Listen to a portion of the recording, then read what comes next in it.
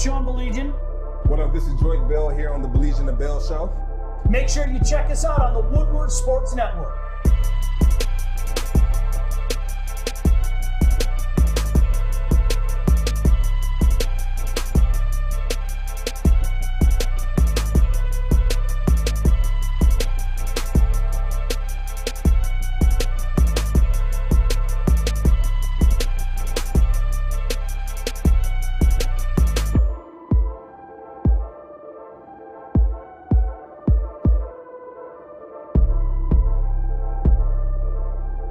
Put it up. Start it off now.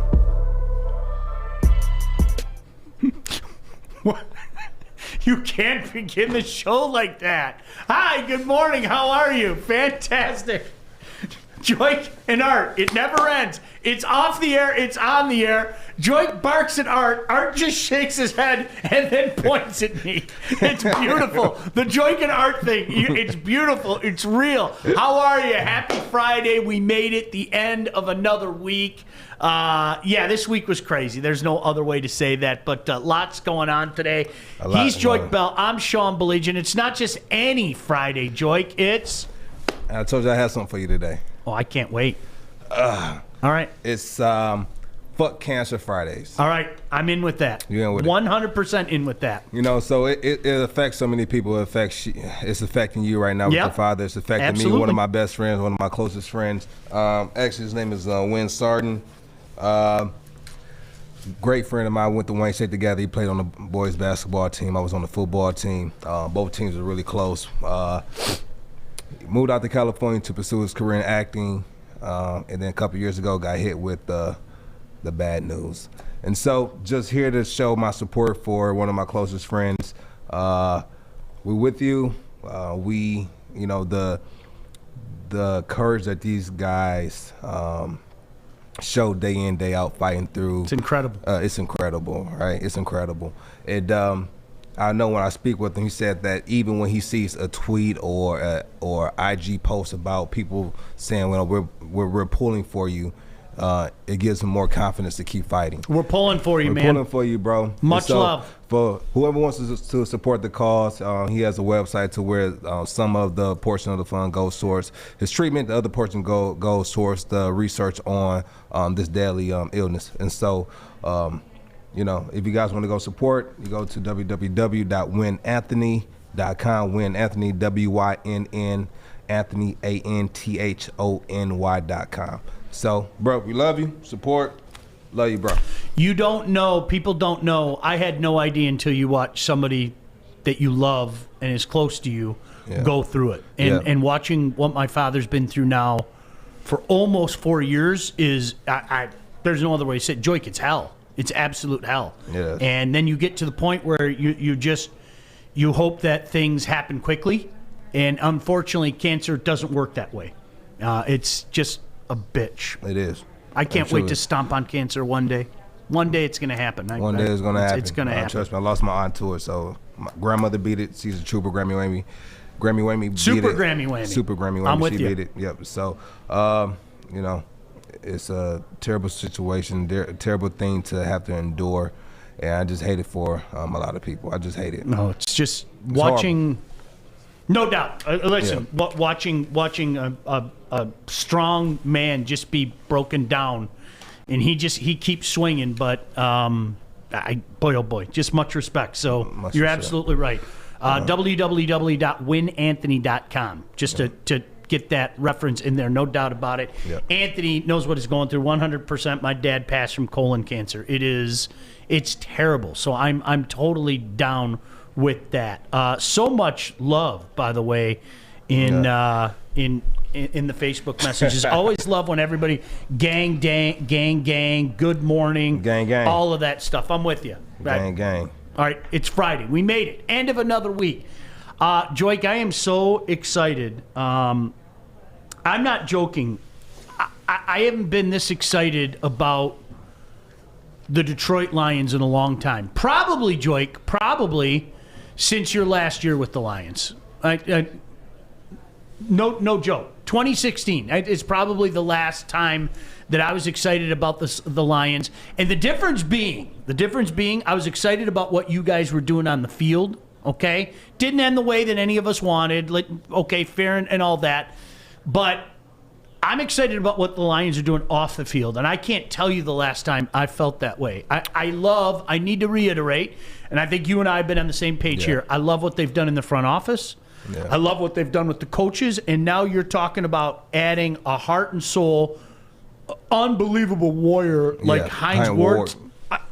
Okay. I love it. Sign Mark Brunell. Okay. Sounds great. You know, guys that are well known, are respected, that have been there and done that have had success. Hey, screw that. Guys don't want to come to Detroit stuff. Okay. I mean, let's go ahead and screw that. Right. They're getting some names here. I like it. I saw the news yesterday about Hines Ward, and I was like, you know what? We might have something here. And I don't think this has been done. Has this? I don't Look think at my this, man. Look at him. Look at my man. You know, a guy that's been there, won a Super Bowl, been to the trenches, and knows what it takes to be successful, to be a champion. And these are the type of guys that we're bringing in to our organization. A culture full of winning. Yeah. A coach. I'm telling you, this is where it starts. And even though the team, you know, we might have more talent on the coaching staff and in the front office than on the team right now. He's not wrong. He's not. He's not wrong. And I'm just saying, you know, at their jobs. I'm not saying, you know, put them on the field, but right now we have a lot of talent in the front office and on the coaching staff, and I think that's what we need, because guys respect guys like this coming in, guys that's done it. And you have the guys who come in and say, you know what, if you can walk, you can play. All right, so rub some dirt on it and get back out there. Well, and my guess is you appreciate a guy like that, because that was a quarterback at one time who decided to buff himself up and become just a lethal wide receiver in more ways than one. It wasn't only the way that he caught the ball, but you want to talk about downfield blocks. Maybe refamiliarize yourself with him blowing people up back in the day downfield. Right. I mean, he made it cool for receivers to destroy guys down the field. He did. He did. Now, the way that he did it and the way things are today maybe don't mesh as much as they did. The game has changed so much, but from afar, that's one of those guys. I don't give a damn about the Pittsburgh Steelers. I don't have any rooting interest. That was the type of guy I loved watching Hines Ward play football. And you know what? He did it like that. He had that big crap-eating grin on his face. You know what I mean? Love the guy. Absolutely love the guy. You know, and because I was looking up, I happened to catch a video of Hines Ward's way back when, and he was giving a story about how he grew up, cause he grew up biracial, right? And I think he said that he remember, like he went through something, and this kind of when he kind of took on his heritage.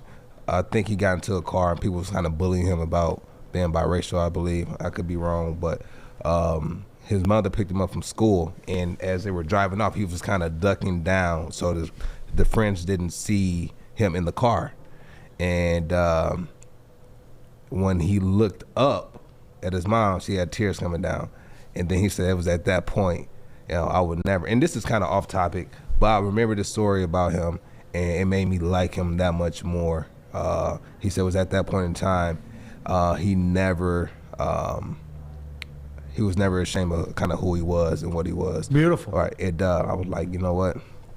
That's the type of confidence we need, not only on this team, but just throughout this country. Just to have that confidence of who you are, and you're not ashamed of who you are. And that was dope to me, and it touched me. Yeah. It was.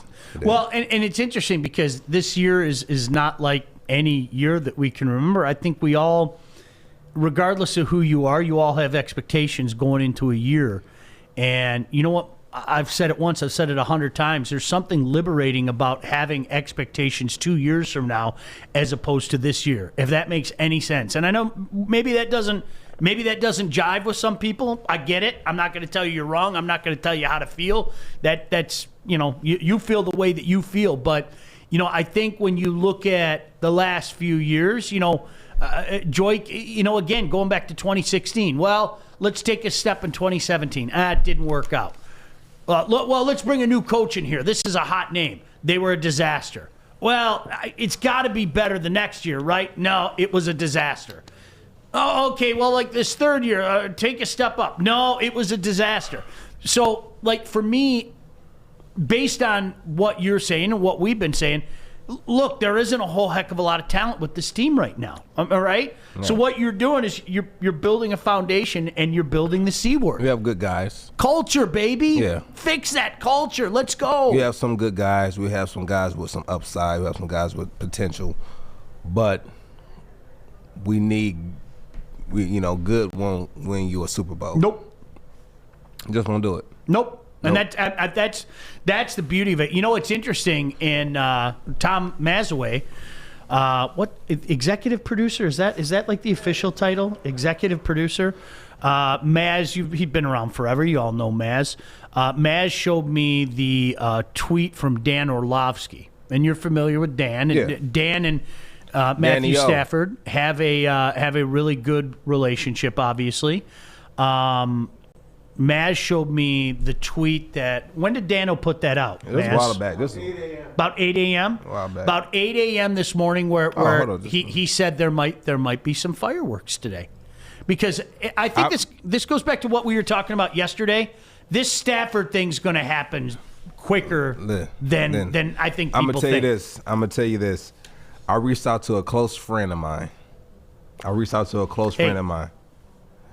all see. Right. Yeah, I respect you. Yeah, respect it. I respect it. I reached out to a close friend of mine, and we'll see what happens. We'll see what happens, because you got like a small. And I'm glad you didn't bring it up. I'm not gonna ever. I'll never do that to you or anybody else. Yeah. All right. No. No. Yeah. And so we talked about Stafford, and obviously they can't go too in depth into what their plans are, but when you come in. When you look at the reports, one of those teams are on there. Yeah. Well, and it's interesting because, without trying to be too vague, I think it's safe to say that there is a lot of interest for Matthew Stafford around the league. And this could be a situation where it turns into a bidding war. It is being reported, I haven't heard Matthew Stafford say it, that he kind of likes what's going on in Indy. Mm-hmm. That's something that's been reported. And you know what? I'm right now, let's think about this logically, okay? Phillip Rivers, take Phillip Rivers out and put Matthew Stafford in. I think the Colts are a better team. And I'm a Rivers guy, but let's face it, towards the end, he kind of turned into a noodle arm, and we were kind of making fun of that last pass that missed the end zone by about 7 yards and everything. I don't think Matthew Stafford will have that problem. He could probably throw the ball. Forget, all the way through Indy, he could probably throw it into a neighboring state. I mean, that's how strong the guy's arm still is. San Francisco, Denver, Washington football team is going to be mentioned in the mix. Cowboys. The question is the Cowboys. That's an interesting one coming up. The question is, what is going to be the return? Scott Bishop brought up a great point yesterday. I want you guys. That's going to be the big part. I want you guys to think about this.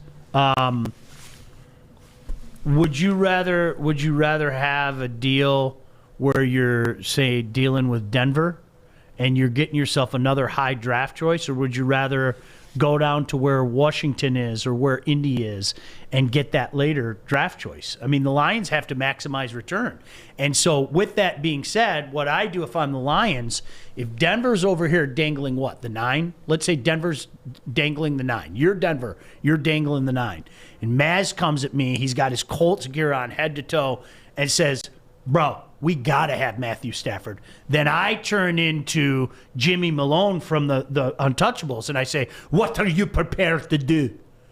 Seriously, I go full Sean Connery at that point in time, because that would be the first. I go, hey, Maz, much love. Dude, respect. He's dangling the 9 at me. What are you dangling at me? 21? 19, whatever.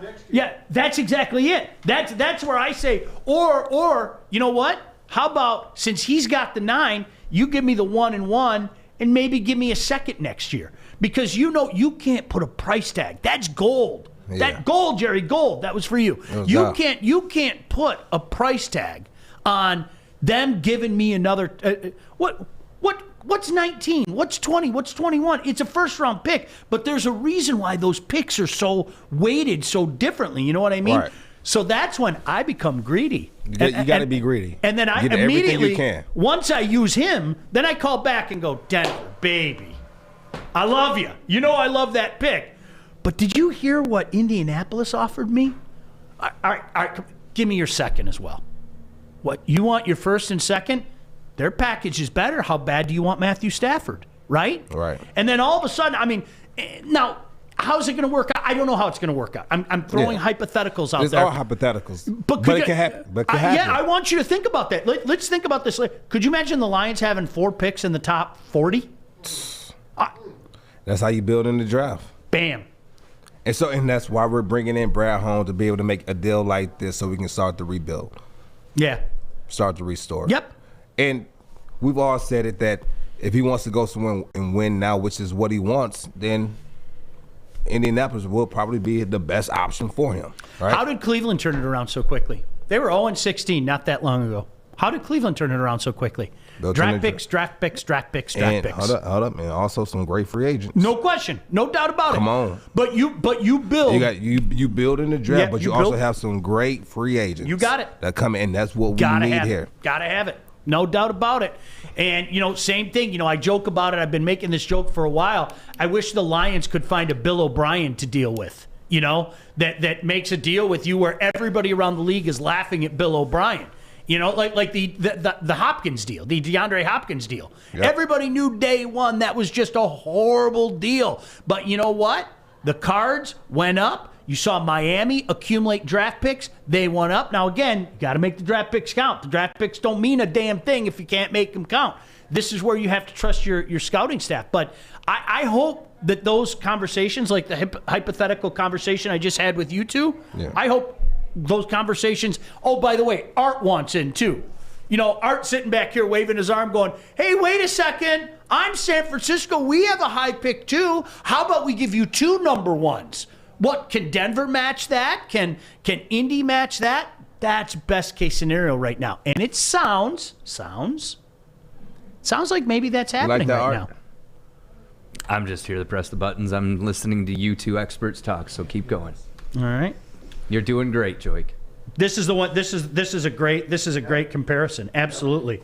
This one, the team announced Saturday, going back to the Jets and the Colts. The Jets are sending their 6th, 37th, and 49th overall selection in the draft. And the Jets were able to move up. That's another thing. How about Miami? Now, what an interesting thing that would be. All the discussion last year that maybe, just maybe, the Lions would move back and get a boatload of picks from Miami because Miami was so interested in the quarterback. And obviously we know it didn't happen. The Lions stayed put. Miami got seemingly who they wanted anyway. Now, could you imagine the Lions doing what Tom just said? Hey, you know what? We want to move up. We don't think we can get our quarterback of the future at number 7. Let's move up. We really like pick anybody. Decent. Yeah, we really like Zach Wilson. We really like Zach Wilson. He's not going to be there at 7. Then the Dolphins are kind of at that point going, okay, what kind of package are you going to put together? Because I mean it's almost like everybody's a day trader now. Yeah. Shout out to GameStop. Everybody. But I mean, that's what you're dealing with. It's stocks, and how much is this stock versus how much is that stock and this stock. So I think it's fascinating. I think it's going to be fascinating to see how it works. But I'm excited. No, you're right. Without saying what Joy shared with me yesterday, because I'm never ever going to do that in this business. There are going to be some teams that are really, really interested in Matthew Stafford. It isn't just talk. It isn't just bluster. It's happening right now. From the moment we started to talk about the trade with Matthew Stafford, I had one team in particular that I really liked, right? And what team was that? You suggested Washington, right? Yep. Yeah, it was Washington football. It was team. Washington. Yeah. It was Washington football Yep. team. And that's always been, I feel like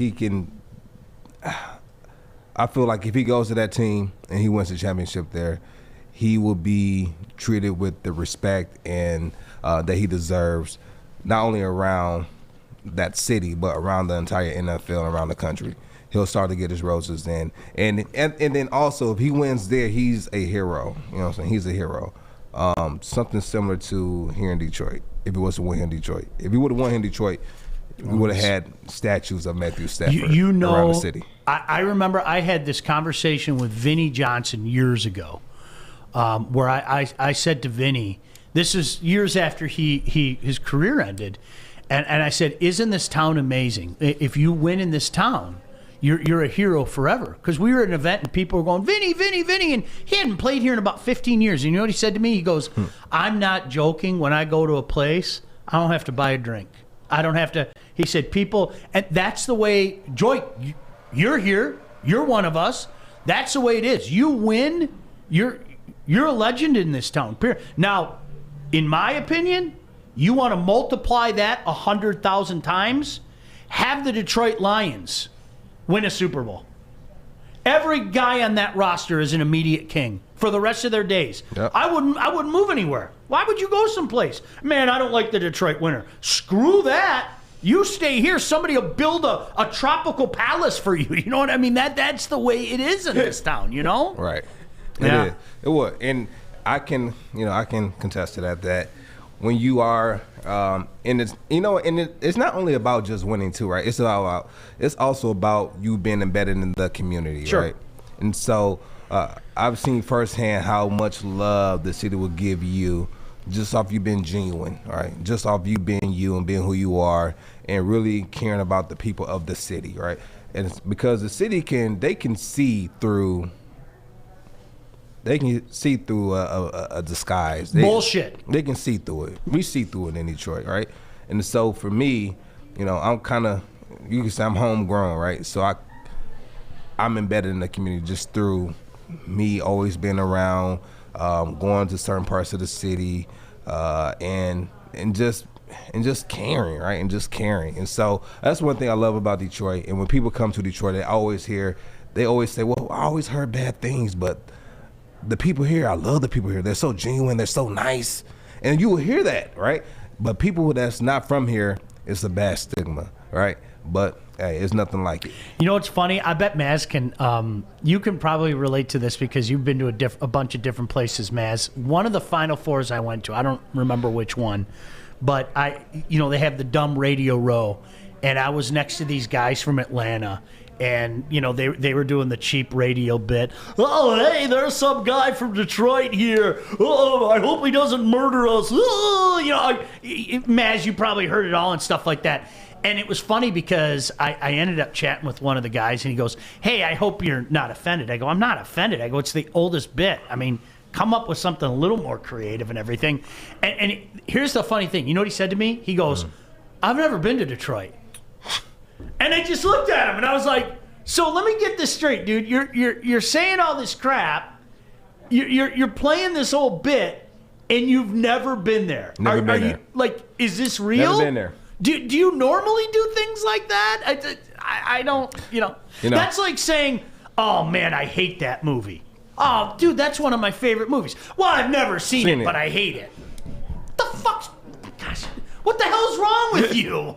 Language. I know. I'm sorry, Grammy Whammy. I apologize to you in particularly. I'm kind of glad she came in late because what Friday is it?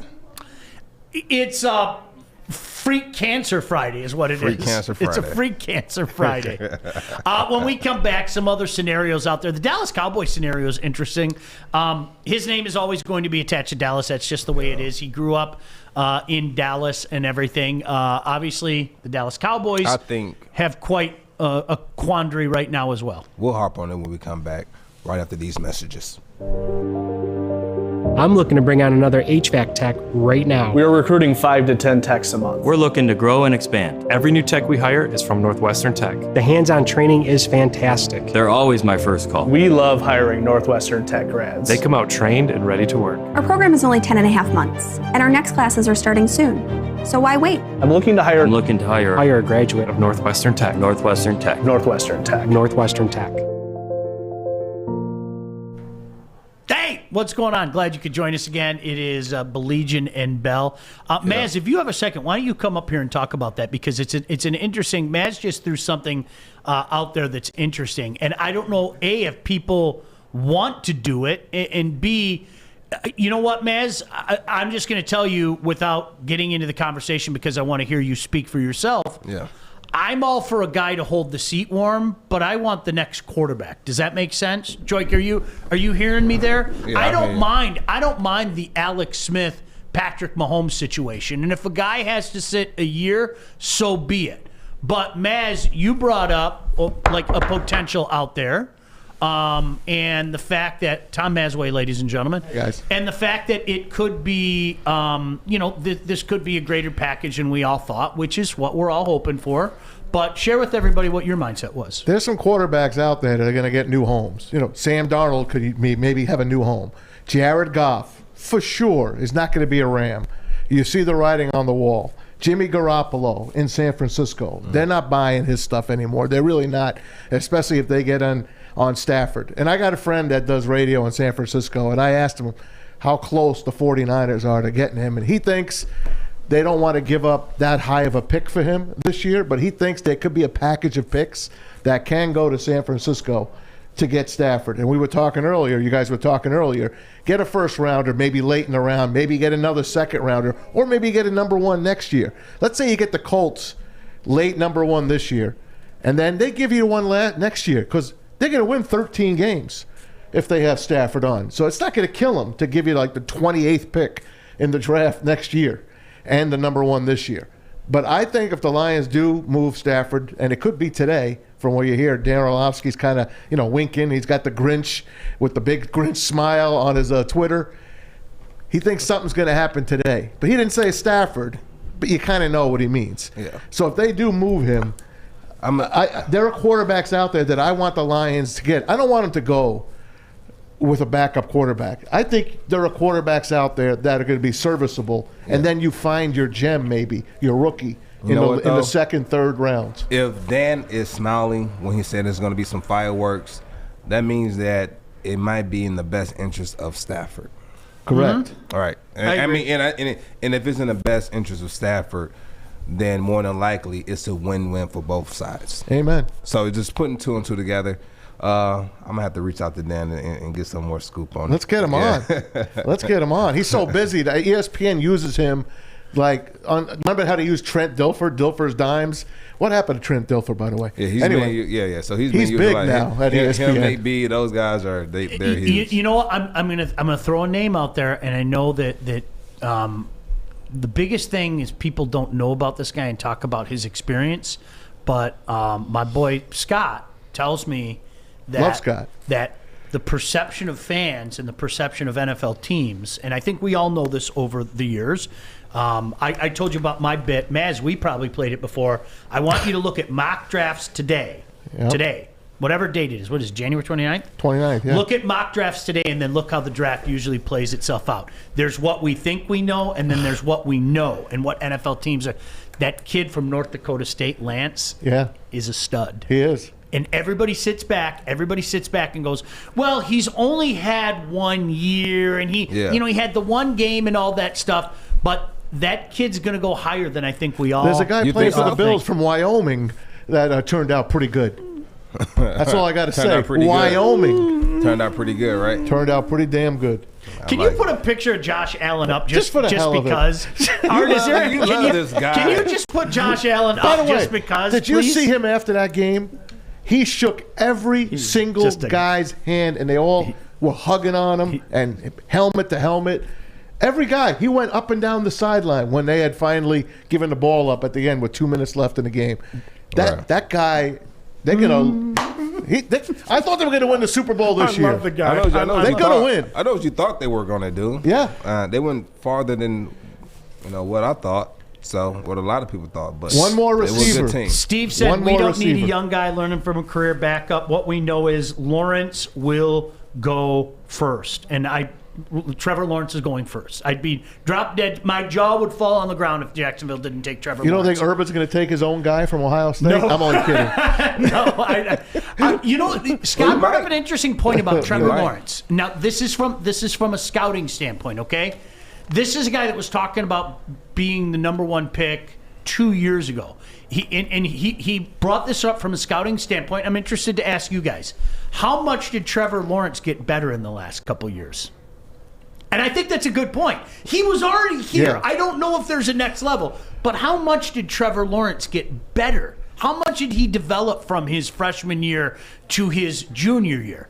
And he said the mindset is, right or wrong, he said a lot of people feel that Trevor Lawrence is just this polished, number one pick in the draft, no doubt about it, guy, but is there a next level there? Where some people are saying, well, with Justin Fields, if you put him in the right system and you mix in some of those RPOs, he might be a weapon. Zach Wilson is a wild card to many people. I've said it before. I love the guy. He's a true blue passer. I would love if the Lions got Zach Wilson. I'd cry tears of joy.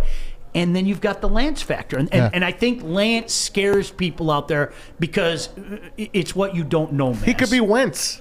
Yeah, he instead could of be. Josh You're Allen. absolutely right. You're absolutely right. It's what you don't know. But, Joik, you had to deal with that. Who saw Joik Bell play at Wayne State? Why am I supposed to get excited about this kid that won the Heisman Trophy in Division II? It's what you don't know that I think scares people. Yeah, it's the he played against inferior competition for me. Yeah, it's he played against inferior competition. He's slow. He's not fast enough. The game is too fast for him. It's that type of talk that I don't get. I mean, you see me in the Senior Bowl. You seen what I did to Taylor Mays. You saw it. That was your lottery pick the year prior to. He dropped down to the second round and missed out on millions of dollars. Isn't he a doctor now? Huh? Isn't he a doctor now? Could be. I don't know.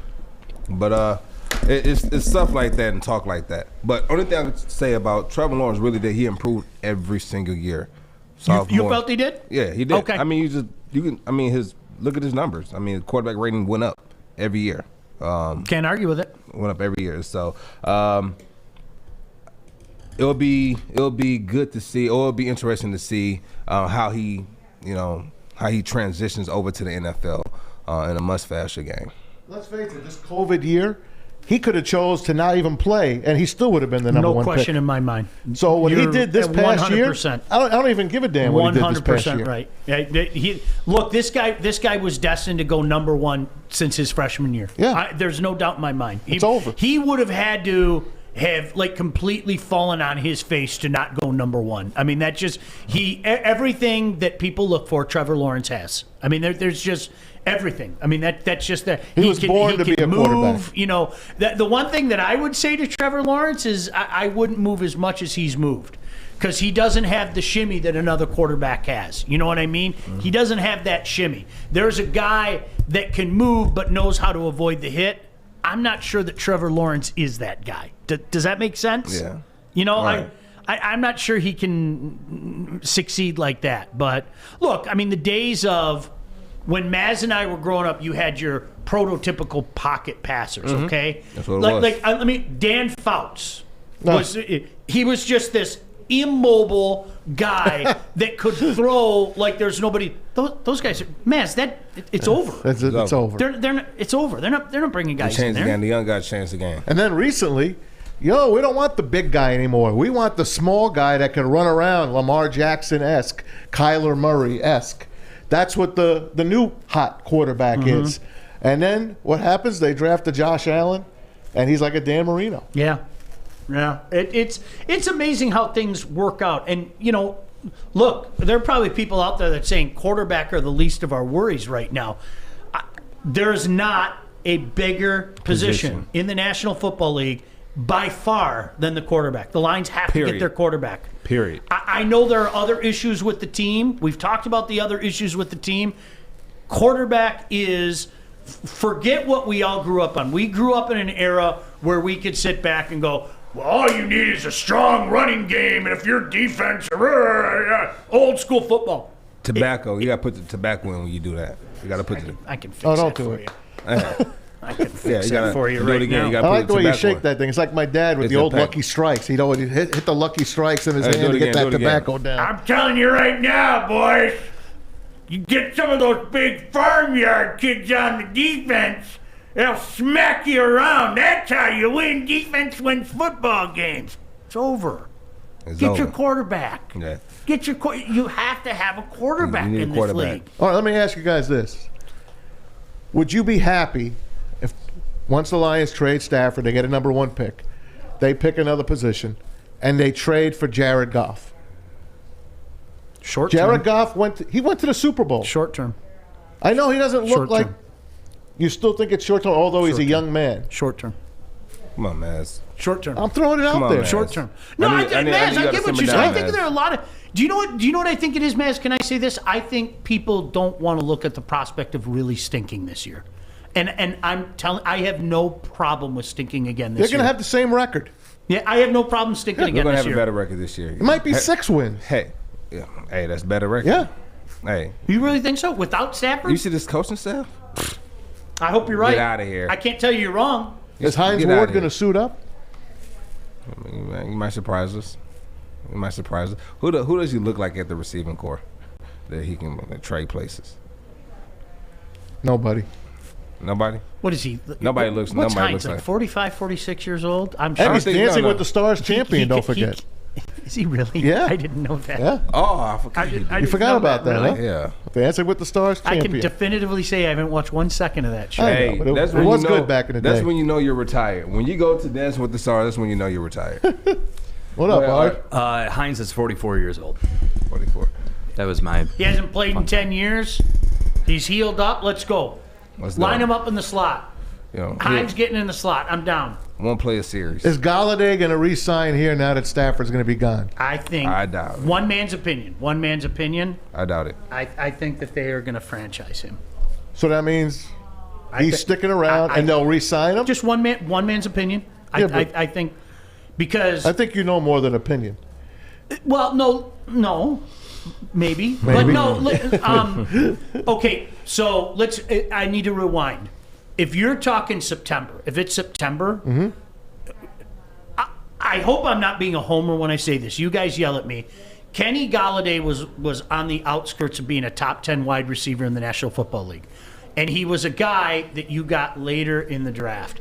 He hurt himself this year. There's no other way to say it by being injured. You can say it's not his fault, and I'll agree with you. And it's a hip. Yeah, but the reality is he hurt his value. And Yeah. even if the Lions know damn well that he's fine and he's good to go, Joik, you lived it. You've talked about it. They are going to look at you and lie. Maz, I'm going to lie right to your face. Maz, I know what the doctors are saying, but man, those hip conditions. But here's the position you're in. You have such a good piece, a top 10 wide receiver, legitimately, in my opinion, if he's healthy. Do you let that walk away? Do you try to get value for something when you know damn well that everybody's going to turn around and lie to you and say, Maz, I'd love to take Kenny Galladay. We're worried about that hip. I'm not giving you a first-round pick for him. I'm not. Okay. I'll give you a third-round pick, all right? Can we do something like that? I think they're going to franchise him. I really do. I think they're going to franchise him. What is he worth on the trade market right now? Not as much as you think, because general managers lie. And I would look you in the eye and tell you I'm worried about his injury, even if I wasn't worried about his injury. Right. You're doing your due diligence. You don't think you can get a number 2 for him right now? I'd say I think you can get a late number 1 for that guy. You might find a sucker, but I'd lie to you. I think every general manager is going to lie to you. Who's got the bargaining power right now? Yeah. The opposition has the bargaining Wait power. a minute. I think the Lions have the bargaining power because everyone knows they're tearing the team down. No, I'm talking about when you're making a deal with another team.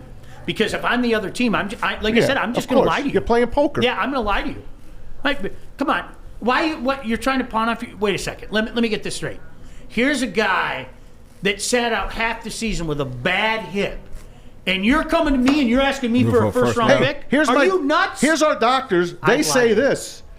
Get them checked out. When you buy a used car, hey, I want to check that car out with my mechanic. Go ahead. Check it out. He's fine. Give me a number one. You know, and that's been done before. Oh, hell yeah, it has. That's been done before. Hell yeah, it has. Yeah. I think they're going to lie to you, though. They're going to try to. I would, if I was a general manager, I'd downplay Excuse that me, like Josh you would Allen? Don't you dare! Would you dare use his name in vain? Would you like to have another Allen. wide receiver to go with Stephon Diggs? Would you like to have just got weak Kenny in the knees. Galladay on the other side? Yeah. Buffalo. That's what you need. Buffalo. You need a receiver. Buffalo. You're picking 29th, 28th. So you Give it up. I don't think they do it. Why not? If That's what they need. If he Exactly. That's the last piece. if If it's a team like that, that's the last piece they need. Exactly. if he was healthy, there's no doubt in my mind you could do that. He's healthy. He's healthy You just now. checked him. But Just check. we can say that. You know we can say it. Yeah. And nobody's going to buy it. You're giving away any leverage you had. It's about leverage. Why would I give up my leverage? I'm not going to get. Now, if I caught wind, this is where the Lions could turn around and lie to your point and go, okay, well, I just want you to know, Miami's knocking on the door. somebody in the general vicinity, pick 27, pick Yeah. 20. I just want you to know we're having conversations. Now, could you use your lie to leverage back? You might, Travis. You might. You might. If we all remember It's lying season, we by the remember way. last year when we dropped our pants and signed Chase Daniel like a day before the draft, or a week before the draft. Everyone knows, they're not taking a quarterback. They're not taking a QB at number 3. They're out. They dropped their pants. still can't believe it. This regime will Why do you not. give that leverage up? They won't drop their pants. This regime. Yeah. Don't bring back those bad memories. I'm That's sorry. That's It's a bad horrible. memory. Last year was one of the worst years in Lions history. It was. I think they're franchising him. And Lions, that was the worst one. The worst. It was one of the worst in Lions history. Okay, To one me, of as a them. fan. As a fan. Because we knew we had a bunch of guys that weren't going to be here. They're drafting their players. You take a quarterback at number 3. I'm sorry, Jeff Okuda. You're going to be terrific. I really believe that. But you're not the 3rd pick in the draft. Yeah, in case you're just joining us, by the way, a lot of people are talking about this on Facebook. Sorry to interrupt you, Maz, but Mark Brunell, Deuce Staley, Hines Ward, hell of the Lions. The coaching staff would beat the current Lions' ass. And somebody asked, is the Hines Ward stuff official yet? Not that I know of, No, but it's not. it's in conversation, and it would be awesome. He's a well-respected guy around the league. He was. So I would love to have a guy like that on the coaching staff no question. as a player. No question. As a player. Super Bowl champion? Hell Super yeah. Bowls, I mean, but it's more than that. It's more of his knowledge. Like if I'm playing that receiver spot, it's going to be certain hidden gems, hidden tips, little what is it called? Tricks of the trade. Yeah, it's another word for it. It'll come to you. The eggs, when you like a hidden egg. The X Factor? Yeah. The eggs. Yeah, like the Easter eggs. Yeah, like the Easter eggs. It's Yeah. like he's gonna have like little hidden gems that you can't find just by watching film. That he's gonna give that to you once he comes in because he wants to be part of a winning culture, and so he's gonna give you that. And so these are the type of guys you want to have in the locker room. Hell yeah. Guys that's won a championship, guys that played the position, guys that knows what it takes to be a winner. And when they come in, it can change the atmosphere and not only lower the temperature, but raise the expectations of that room. Maz, I'm going to agree with something you just said, and it's funny that you say that because I feel the exact same way. Last year, 2020, was such a kick in my soul because of, here's that word that you just used, expectations. Mm-hmm. Did I expect the Lions to be a playoff team last year? No, I didn't, okay? Did I expect them to be as non-competitive? And they were non-competitive in so many games. And you have to remember, this is the difference between 2019 and 2020, okay? In 2019, you expected it because of the slew of quarterbacks that they used when Matthew Stafford was gone. Matthew Stafford was here. And they were still so non-competitive in so many of those games. And it was the wind out of the sails so often, in my opinion, from the offense, that you get down 2 or 3 scores and it's just like, here we go again, and the slouch shoulders, and okay, 1, 2, 3 kick, and then I get to watch guys running amok downfield, wide receivers just running wide open downfield. So in that regard, okay, that was a devastating Lion season to me. And this is the point that we make to all the people that just go, well, suck this year and then get a high draft pick next year. You don't know that's going to happen. You don't. This Lion team was horrible, and they're picking 7th. They might not be in a position to get a franchise quarterback at 7, depending on what happens Lions between 1 and lost. 6. How many That's the way it 5-win goes. teams were there? Wasn't there 3 5-win teams? And we get one of the worst picks. That's just the way it happens. Well, remember 2 years ago, people were openly saying that Miami was tanking. I mean, that was a running gag in the NFL media that Miami was tanking. And if they did tank, they failed miserably because they picked 5th. I mean, so there's no guarantee there. There's no guarantee. Brian Flores is a terrific coach. The argument can be made that they still got the guy that they wanted because the whole thing was tanking for Tua, and the way that things configured is they still got Tua. But I mean, that's the point. You can suck. But, Joyke, you said it, and I don't think people can hear this enough. It is one thing for us to scream tank, okay? There is not one guy in that locker room that is thinking about draft choice. You said that a couple weeks ago. We don't think about it. People need we to don't hear care that. No. At that time. You want to win. Yeah, right. We want to win games, right? So we don't think about the draft or who's coming in until after the season. We don't think about that during the season. We're not taking any games. We're not going out there saying, you know what? Let's go through the motion, guys. Let's waste our time. Let's not get better. Let's, let me go break my leg today in this game. Because no, we're not thinking like that. Because when you think like that, when you let off the gas, that's when you get injured. That's when you really get hurt. You stop moving your legs at the bottom of the pile.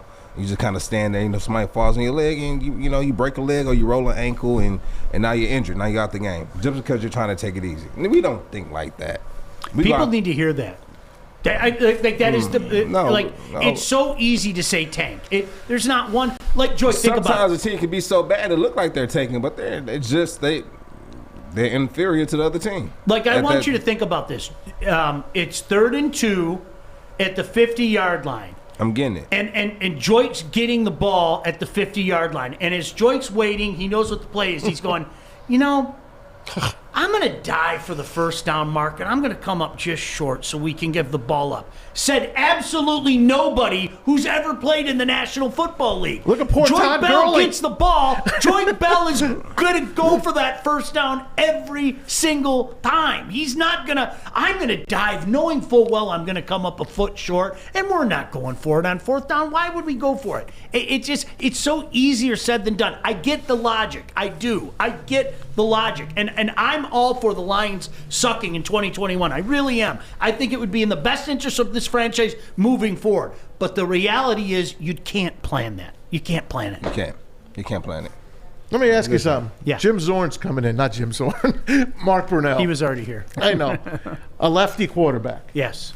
Are there any lefty quarterbacks being drafted? And I don't know the answer to this. I figured if anyone would know, it would probably be you. I don't know. Now that I think about it, I don't think so.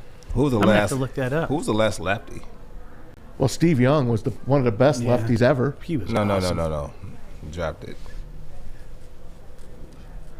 I'm going to look that up. Yeah. That's going to drive me nuts. Because I don't want to say Kellen Moore, but I don't know. I don't think so. It was somebody after him? I would think so. Yeah. There had to be some lefties Yeah. There had in to the be. past. Yeah. I was just thinking Mark Brunell because, let's face it, lefties are a different breed. They're a different breed quarterback. It's a completely different vibe on the field when you have a left-handed quarterback on that Tua. field. Tua. Yeah, Tua. I'm going to say Tua. Yeah, Tua. Yeah. Right? Yeah. I just think if you there's have a anything- left-handed quarterback coach, Your would he boy- be more comfortable Your boy in Atlanta, coaching? Michael Vick. Michael Vick was he was a lefty, right? Yeah. Yeah. I think he might have been a lefty. You know, when I was catching passes from Mike just saying practice, it has a different spin on it. Yeah. Right? All right. So it was weird catching his passes. It was weird to me, but you get used to it. It was kind of like when I learned how to catch punts. It was off a left-legged kicker. And then when I went to right, catching from right, it was easier for me to adjust. It makes that much of a difference on a punt, too? Yes. Wow. Yeah, huge difference. Huge. You know who was that kid at Indiana? Michael Penix. Remember Michael? Indiana had some cute fun this year. Yeah. Michael Penix was a good watch. He was, I don't know what an NFL prospect he is. He's a senior. I mean, he's coming out, right? Yeah, he's coming out, if I'm not mistaken. Yeah, I don't know what he got hurt at the end of the year, too. He I did. don't know what's going to happen with That them. cost Indiana at the end. Yeah. Anyway. All right, listen. Go ahead. Did we run down the teams that were an option for Stafford? We mentioned a couple of them. So the teams that's been reported, they have the Colts, we have the 49ers, we have the Patriots, we have the Washington football team, we have the Broncos. That's the 5. And then one thing I want to talk about when we come back is the Green Bay and Aaron Rodgers, everything that's going on with him. Is he loving the drama? Does he hate the drama? What's going on there? We'll be back.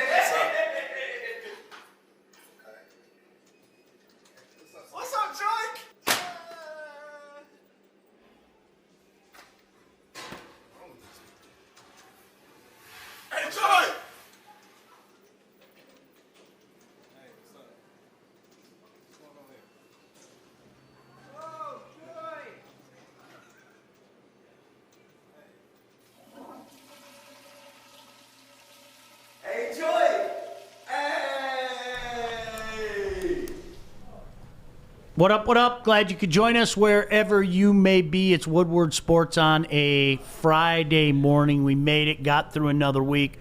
Joik Bell, Sean Baligian. We were talking about some of the destinations. I know it came up, and per usual, we got off on some tangents, but it's all about the quarterback in the NFL. I hope you can forgive us. Some Kenny Galladay talk as well. I think they're going to franchise him. That's just one man's opinion. We'll wait and see how it plays out. But it has been reported that Matthew Stafford's desired landing spot would be the Colts. The Colts. As we talked about, that would be a good spot for him. Yep. The Niners are out there.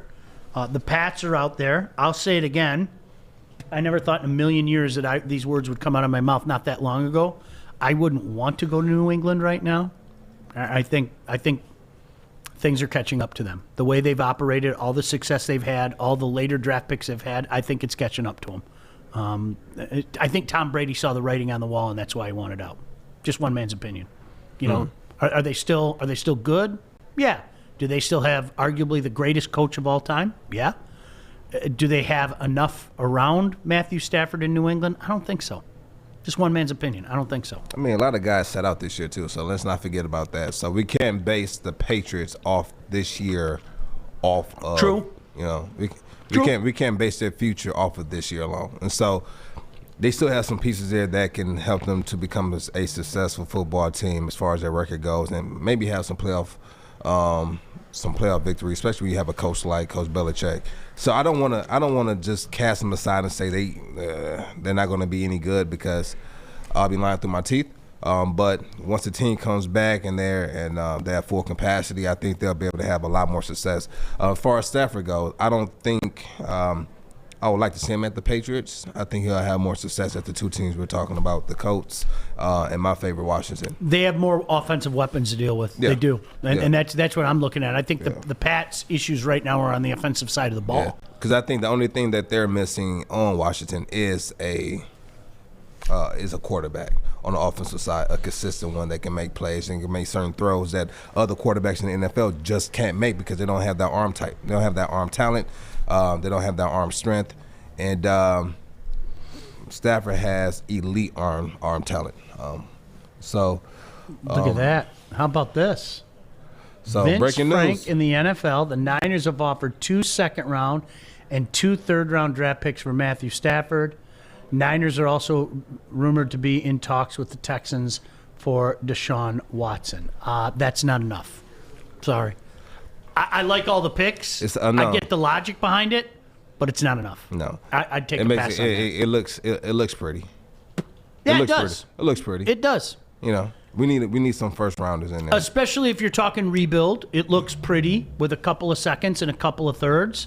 Accumulate those picks, make them count. All of that, jargon. But I don't think that's enough. Yeah. What do you guys think? Steve said pass already. Steve, I'm with you. Yeah, No, we pass not on enough. that, but what we do, we don't pass on it. We take it and we use it for bargaining tool with other teams, right? And then we also take that and say, listen, this guy's what you're offering, but after the other team that we use as the bargain, it comes back with something else. Listen, this is what they're offering. You guys got to come with something better. It's not going to get the job done.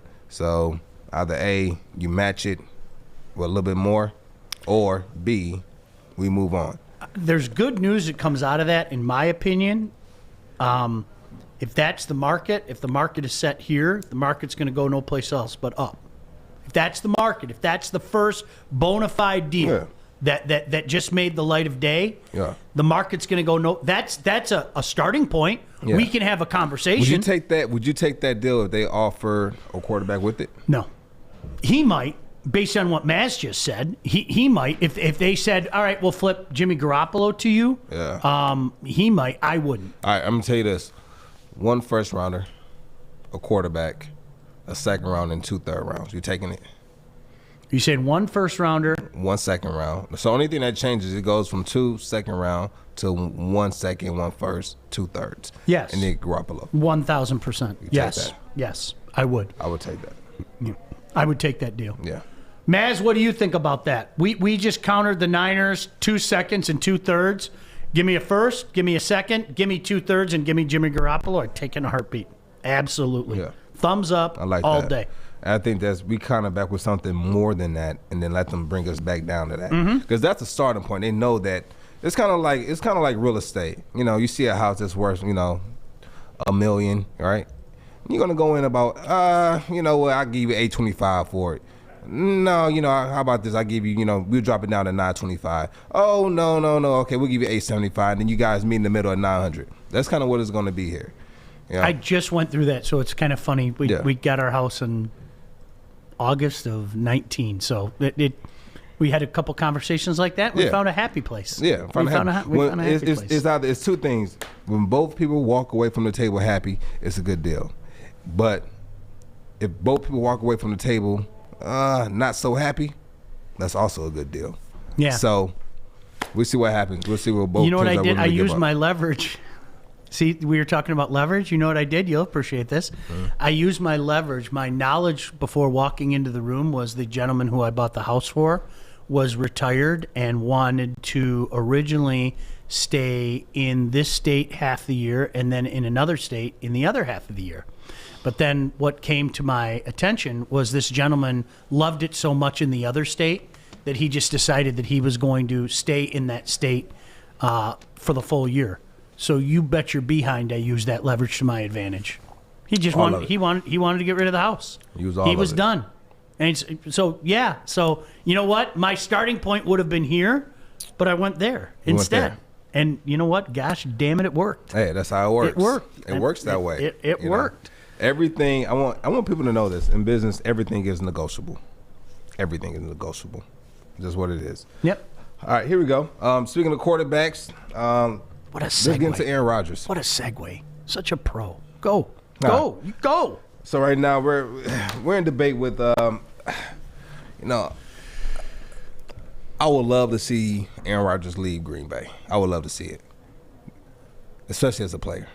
I think it's eventually going to happen. He needs to go. I don't think he'll finish his career there. He's taken over the NFC North my entire career. And I'm tired of him. Get out of here, Aaron. No.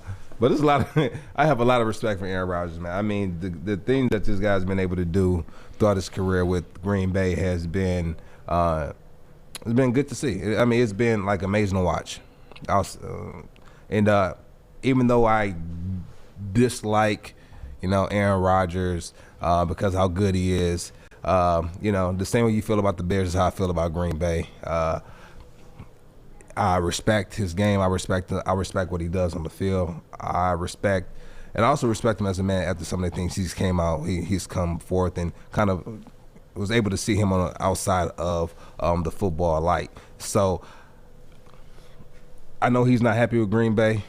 I'm not happy he's with Green Bay. So let's get a deal done, get him out of there. Do you think we work out a deal to get Aaron Rodgers to the Lions? Never. Not in the same Green Bay. division. Not in the same division.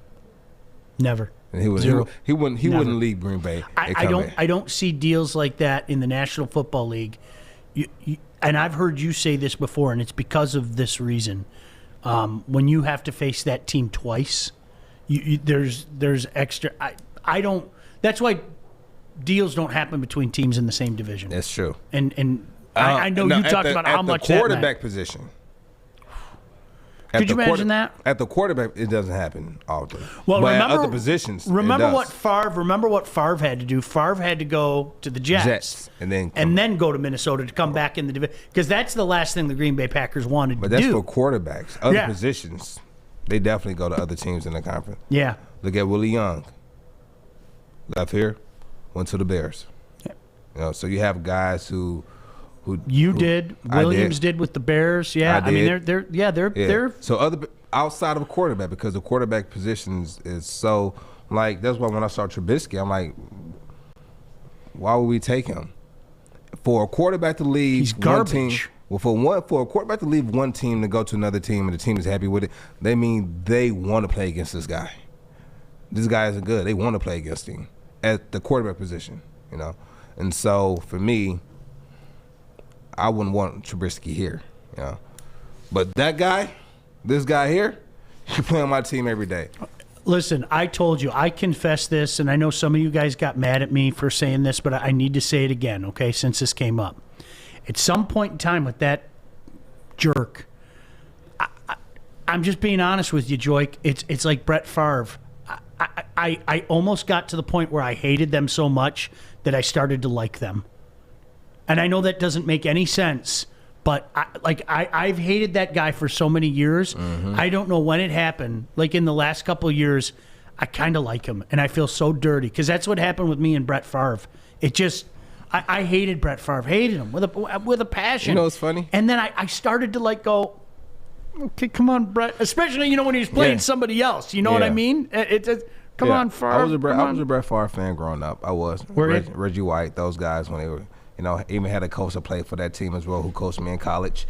So it was pretty cool. It was pretty dope to kind of talk to him about his experience with that team at the time when he played. So he would give me certain tips that I would take and add to my repertoire as far as to my knowledge about the game. And it's just things you learn from guys who played that you just can't learn from a coach who's never played. No, it's just how it is. 100%. Yeah. There, no doubt about it. That's why, I say it again, that's why it's important in this business to have guys that have actually been there and done that, Mm-hmm. Guys like me, I can tell you who won the Super Bowl in a year. All that crap, I can't give to you the crap that Joik can give to you as a guy that's been in the in the trenches. Steve said ship Chase Daniel back to the Bears. Yeah, remember, he signed here. But would you be more apt to deal a backup quarterback? Oh, yeah. I think a backup quarterback. When you're talking starting quarterbacks, you're just not going to see them dealt with in a division.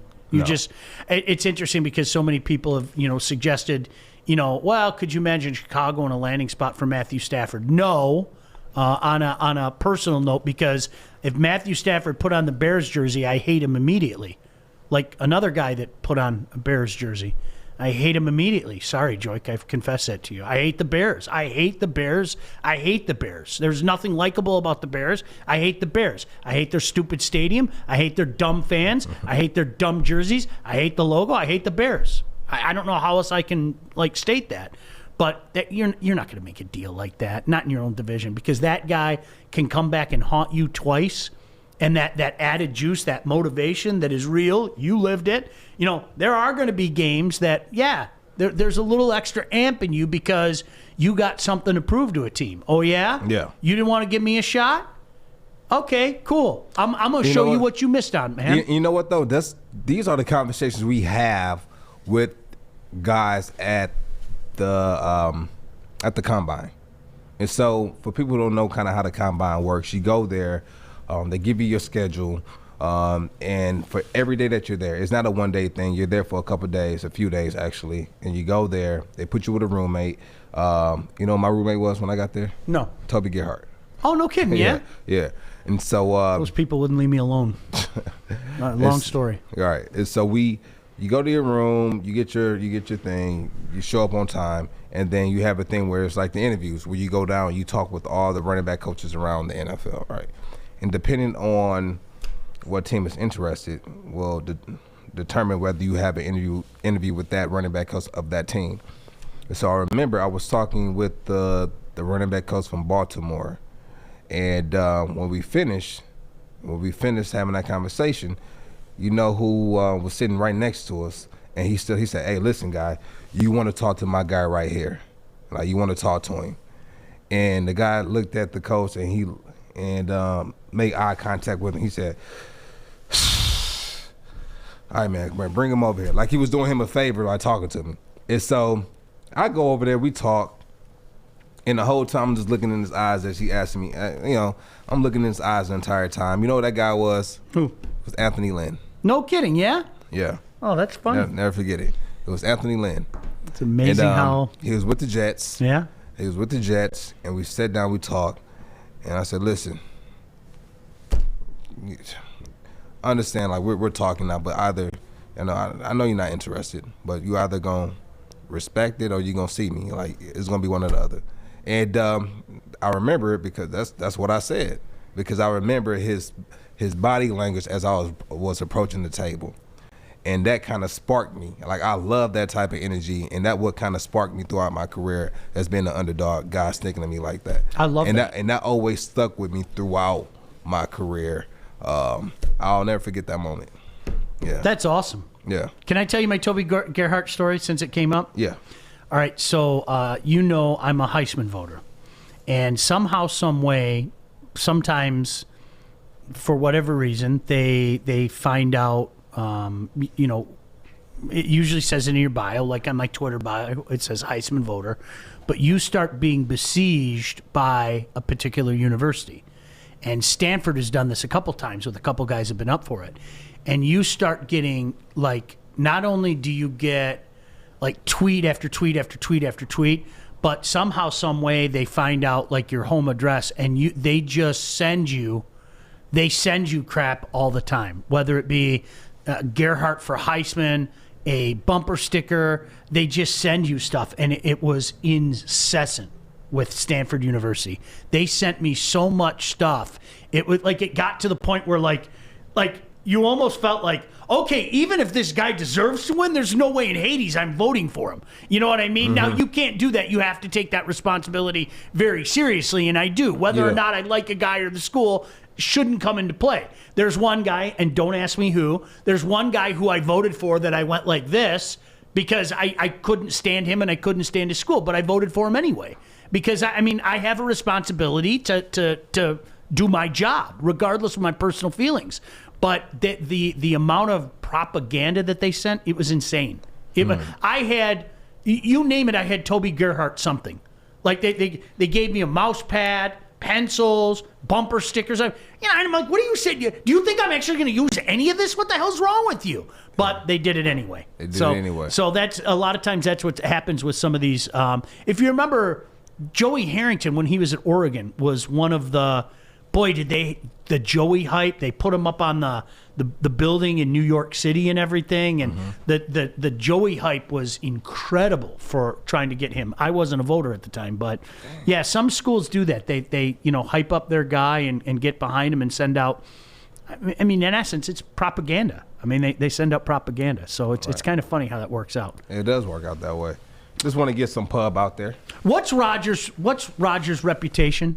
He seems like he's respected on the football field by I have never heard everybody. anything negative about Aaron Rodgers. Not one time. That's exactly what I've heard. Never heard anything negative. With players. With players. Yeah. You know, I love him as a player because he's the type of player that you can tell his work ethic by the way he plays the game. I've never played with him. I've never heard stories about his preparation, but for him to play the way for him to play the way that he plays on the football field, the plays that he makes, it doesn't just happen overnight. It's consistency. It's learning from guys like a Brett Favre, and then taking it and then tweaking that model to what works for you. And he has everything in his game dialed in, from the preparation, probably to the workouts, to I don't know if he's doing some type of yoga, to the preparation with film watching, watching for certain keys. Because I would watch film on certain guys, right? And I would ask Curtis Mike, I say, listen, I'm watching film, but when you got guys that come up with a game plan, what are you guys looking for? What are you guys looking for? Anything that they're not good at. and that's a lot of film watching, to watch and see what a team is not, kind of see their weaknesses, and you attack those, right? And so I was like, okay. And so that's how I started to watch film, off of watching to see what a team can do well, looking to see how DB tackle the open field, looking to see how a linebacker fits, looking to see how that backside linebacker is he running over the top, or is he stand back and he go me slow, you know. So I'm watching all of that. I'm watching all of these things as I'm watching film. That guy has it dialed in. Yeah, it's amazing because you hear players say that like across the board. What Joik just said. Anytime I've asked a player in the National Football League, you hear an answer like that. I mean, when you talk to people around the league that aren't players, it's a different story. And it's funny because some of the comments here, the GM, of course, said there's no way that they're moving away from Rodgers. They're not ready to do it yet. Why would they? You know, maybe a year from now, would they be more apt to turn the page because they have their heir apparent there? Maybe. Or maybe it'll be a few years, much like Favre and Rodgers. An inside source says it's never been good between him and the coach. It's been a long feeling out process. It looks like it's over. Aaron knows exactly what he's saying and what he's doing. An NFL assistant coach said, quote, "It's been the worst kept secret in football. I don't think they've ever really won him over. He's sending a signal to the rest of the league, come and get me." That's what it is. That's exactly. Come offer. Let San Fran come and offer the Packers the same thing that we talked about to the line. Do you think they take that? Not even close. Do you think they take that? Not even close. 2 first rounders, 2 for second. him? Mm-mm. What would you need to give up on Aaron Rodgers? Number one is my heir apparent ready to jump into the saddle. His contract is up when 2023. 2 years, if I'm not mistaken. 2023. Right? Art, can you look that up? I think it's in 2 years. Yeah, I think it's 2023. So that same offer next year that we're offering for Stafford this year. Next year? Next year, you're taking that one first rounder, 1 second rounder, 2 third rounders. Yep. Hi, Art. He'll be a free agent in 2024. He signed a 4-year extension. So he's got, after 2023. So we were right. Yeah. Next year, yes, 100%. Take it. Because I have one more year of, except without Garoppolo. It would be a first-round draft choice, a second-round draft choice. You probably have to throw in another and a couple of thirds because I don't want the quarterback at that point in time because I've got my guy that they drafted last year. Now, again, you have to believe, is this guy the next one in the lineage? Is, as Brett Favre beget Aaron Rodgers, will that beget that era starting? So, but what I do now, I wouldn't do it. No way. No. Now. No. I'd get. Yeah. I mean, the GM came out and said that he's far from. Yeah, it's not going to happen. Yeah, it's not going to happen this year. No, not. But next year, a whole another year. My buddy Mike just chimed in. Not sure you covered it. Best rumor I've heard: Rodgers to San Francisco, Jimmy G back to the Pats, Watson to Green Bay, and Love to Houston, and picks going all over. Now, what? You know what I mean? I mean that's it takes you back to the point of why would they take another quarterback if they already have a quarterback there that they first rounder. Yeah, if Love is involved, well, then you got Deshaun Watson, and that's your franchise quarterback. Then the lineage then becomes Favre, Rodgers, Deshaun Watson under that scenario. Yeah. I think that's whenever you hear about deals like that, they usually don't come to fruition. It would be insane. Yeah. It would be absolutely insane.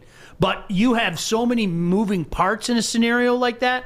If something like that happened, I'd start laughing. It'd be fascinating. Who knows? Maybe that's what Dano was talking about with fireworks. So Love goes to Houston, huh? That would be their next guy. That would be their franchise quarterback. Right. I don't think so. See, I'm not sold on him either. I got to be honest with you. I'm not. No. You know what, Scott? If you're watching by some chance, give me your thoughts on him. I'm not.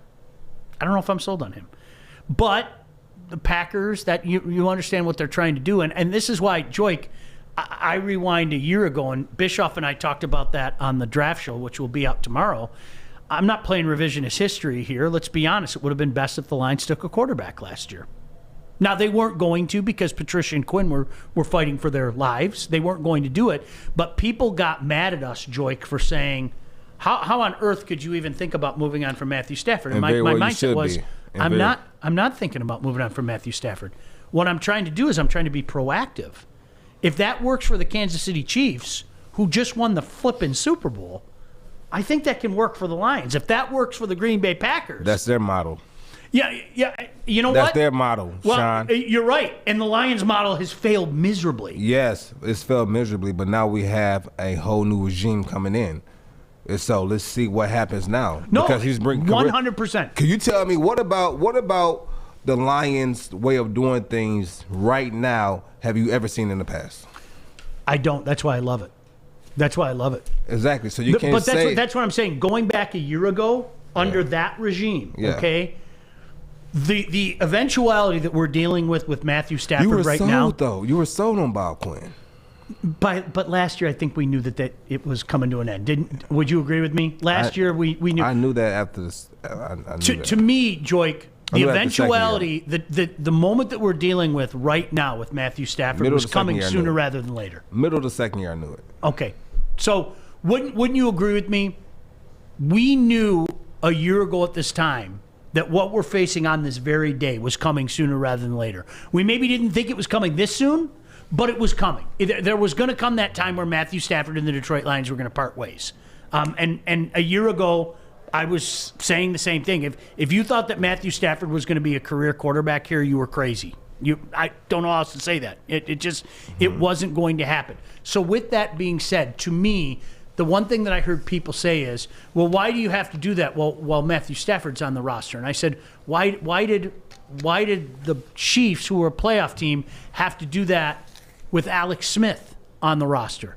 If you got your franchise quarterback, think long term. Joik, it's like investing, okay? I got a pretty good blue chip here, okay? But I'm going to invest in this blue chip. And it might not be worth anything to me in the first couple of years, but in a couple of years from now, it will be. This is going to, and that's the way that I looked at it. And I stand here a year later, and as much as I can own things that I got wrong, I stand here a year later and say that I'm sorry, people that thought that way a year ago were spot on, because we're living it right now. Yeah. Wouldn't a transition like this be a lot easier if you had that franchise quarterback of the future? That's the way that I look at it. But and Green Bay obviously has done that now a couple times, where they drafted a guy and said, well, you're going to be our future, but just know this, the future isn't coming anytime soon. Now you get a situation where, like Mike brings that up, the crazy rumor of quarterback hot potato, and then you wonder, okay, where's Jerry Jones in this? Jerry Jones has to be involved somehow. What's going to happen with Dak? Because let's be honest, I don't think Dak gets the credit he deserves as a quarterback. I really don't. But now you couple that with that horrific knee injury, it's massive tough. Questions. You know what? And you have quarterbacks who fight through these drastic and it's disastrous injuries, right? Mm-hmm. Dak suffered an injury that we've seen not too often. Not like that. Not like that. Not like that. Like Alex Smith, his Now his was Teddy Bridgewater-esque. Teddy's knee was pretty bad. yeah. Yeah. And so to see how these guys come back and they performed, they weren't the same. Right? They weren't the same. Now they came back and they had some success, but they're shelling themselves right now. And so you can't put all your eggs in one basket. That's a sad reality. Yeah. And that's the nature of this game. And like I said, if a team is gonna pay Dak what he wants, the only team that will even take that shot will probably be the Cowboys. I don't see any other team doing it, and that's the nature of this game. And it's the ugly truth about the NFL. That's one of them. They'll cast you aside in a heartbeat, man. And that's, and it's what it is, because they have to do what's best for their team, right? And I hate the people who come out and they say, well, they just want their money and they're sitting out, they're not a team player. Well, where are you guys at when the teams aren't paying these players who have been injured and we don't have guaranteed contracts, and now we have to go home, sit down, not get paid, and we have a family to feed? Nobody cares about them. They only care about being a team player, all right? Be at the games, be at practice, practice. We talk about practice. Joik, you know my feelings. I've said this to you 100 times. I don't think the average person out there, understands guaranteed money. They don't understand guaranteed they just money. Don't understand guaranteed money. But more than that, they don't understand this business. No. When you're done, you're done. And they need to understand that when you're done, you're done. Now, the NFL has done a better job with teaming up with ESPN and SportsCenter and getting guys who want to get into media with these NFL boot camps, like broadcast boot camps, sports media boot camps, helping guys out to keep their face in the media, guys who have been done playing for years, but they have big names. But, you have some guys sometimes the guys with the big names, they get the gigs. But what about the guys who, might have played 4 years, didn't win a championship game, and now, he doesn't know what he wants to do. You bring up such a great point. Let me get on that for a second, okay? Yeah. Dan Orlovsky he was a nobody as a football player. He was remembered for the safety. Let's be honest. That's what we all think of, running out of the back of the end zone in Minnesota, okay? Dan Orlovsky's one of the best in the business, period. And you know what? I wish that they would look at the job that a guy does as opposed to how big his name was. Jason Witten seems like a wonderful guy. It didn't work. Jason Witten on Monday Night Football was painful. It didn't work. Seems like a great guy. Really.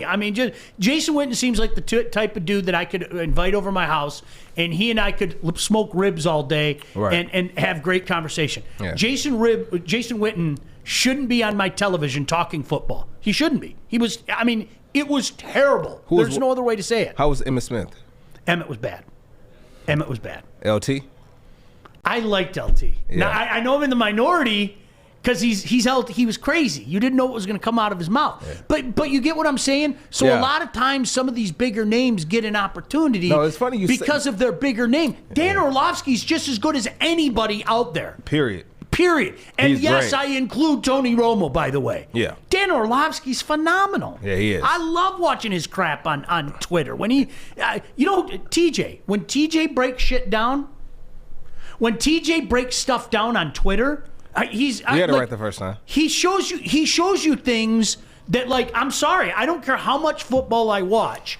I'm not going to get it to the level that you're going to get it. It's just that simple. And that's how. But listen, do you hear what you just said? Yeah.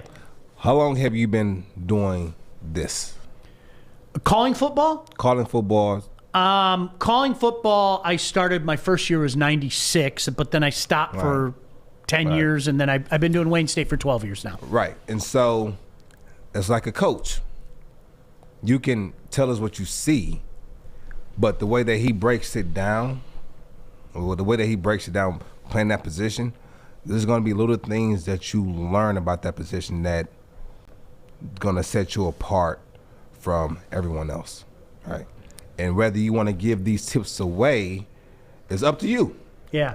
And TJ's able to do that. Certain guys are able to do that. Dan is able to do that, where he's able to take his experience in the NFL and translate it into sports media to where the average person can get it.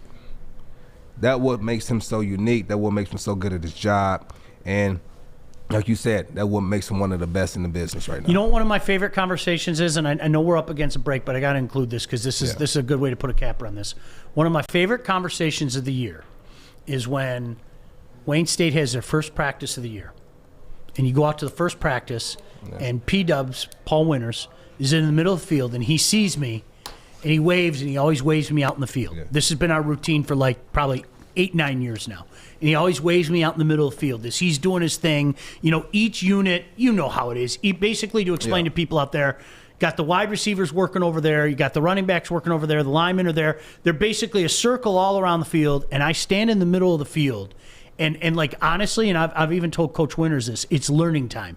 And Coach Winters tells me everything about that I need to know about the team in the span of about 15 minutes. Points out this guy, keep an eye on this guy, keep an eye on that guy. You know, explains to me what the strengths and weaknesses are. And it's just like, I'm sitting there, you can't, that's information that I'm not going to get that anyplace else during the regular season. Nothing. I'm not going to get anything like that. And I've said to him, I was like, okay, this is our tradition. He goes, I know. And it's like, that's what I do. That first practice, he, like, Joiky did it year one with you. He was like, trust me, this guy, he might be the best player in Division II all year. And by golly, he was right. But you know what I mean? That there's things, and I think sometimes even guys in my business, you got to check your ego, man. You know. Joik Bell knows more about the game of football than I do. I'm telling you that right now. You didn't need me to tell you that, but I'm telling you that right now. You know, and that's you can't put a price tag on getting that information. And there are guys out there like Dano that are doing it as well as anybody. But because he's Dan Orlovsky, he's not going to get some of the opportunities that LT or Emmett Smith or whoever it may be are going to get. For sure. Hey, and speaking of Dan Orlovsky, we got to step out of bounds for a second, but we'll be back after this break. Oh, by the way, guys, you've heard me talk about this quite a bit, and this is another opportunity for me to talk about it. My Bookie, okay? You see up on the wall, there's a reason why we're pimping My Bookie. It's the best out there. Visit their mobile-friendly website today. Get your deposit match halfway up to $1,000. But to take advantage of that, you got to use the promo code Woodward when you make your first deposit. Now, the best part is they make it simple with a variety of ways to deposit instantly. Credit card, bank transfer, Bitcoin, and more. Whether you're at home, you're on the go, your laptop, your phone, you know the drill. All you have to do is get My Bookie on there. I got it on mine. And you can make that New Year's resolution to get paid a reality. My Bookie is the place where it's happening. Bet, win, get paid. My Bookie, you got to use that promo code Woodward to get 50% off of your first deposit.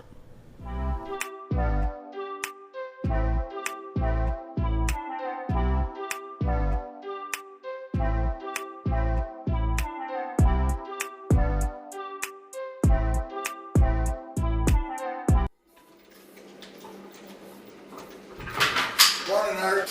Morning, D-Mac.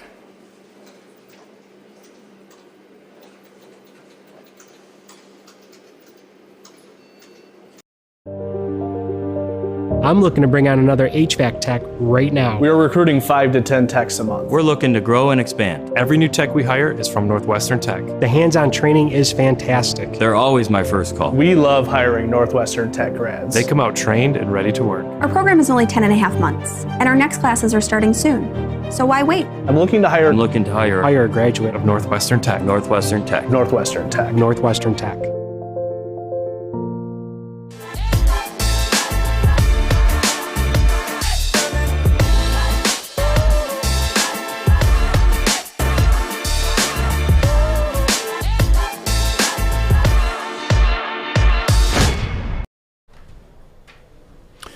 You know, this is what I'm talking about, Joik. I don't know if you saw this, and shout out to all our friends on Facebook and, wherever you're participating. We appreciate it.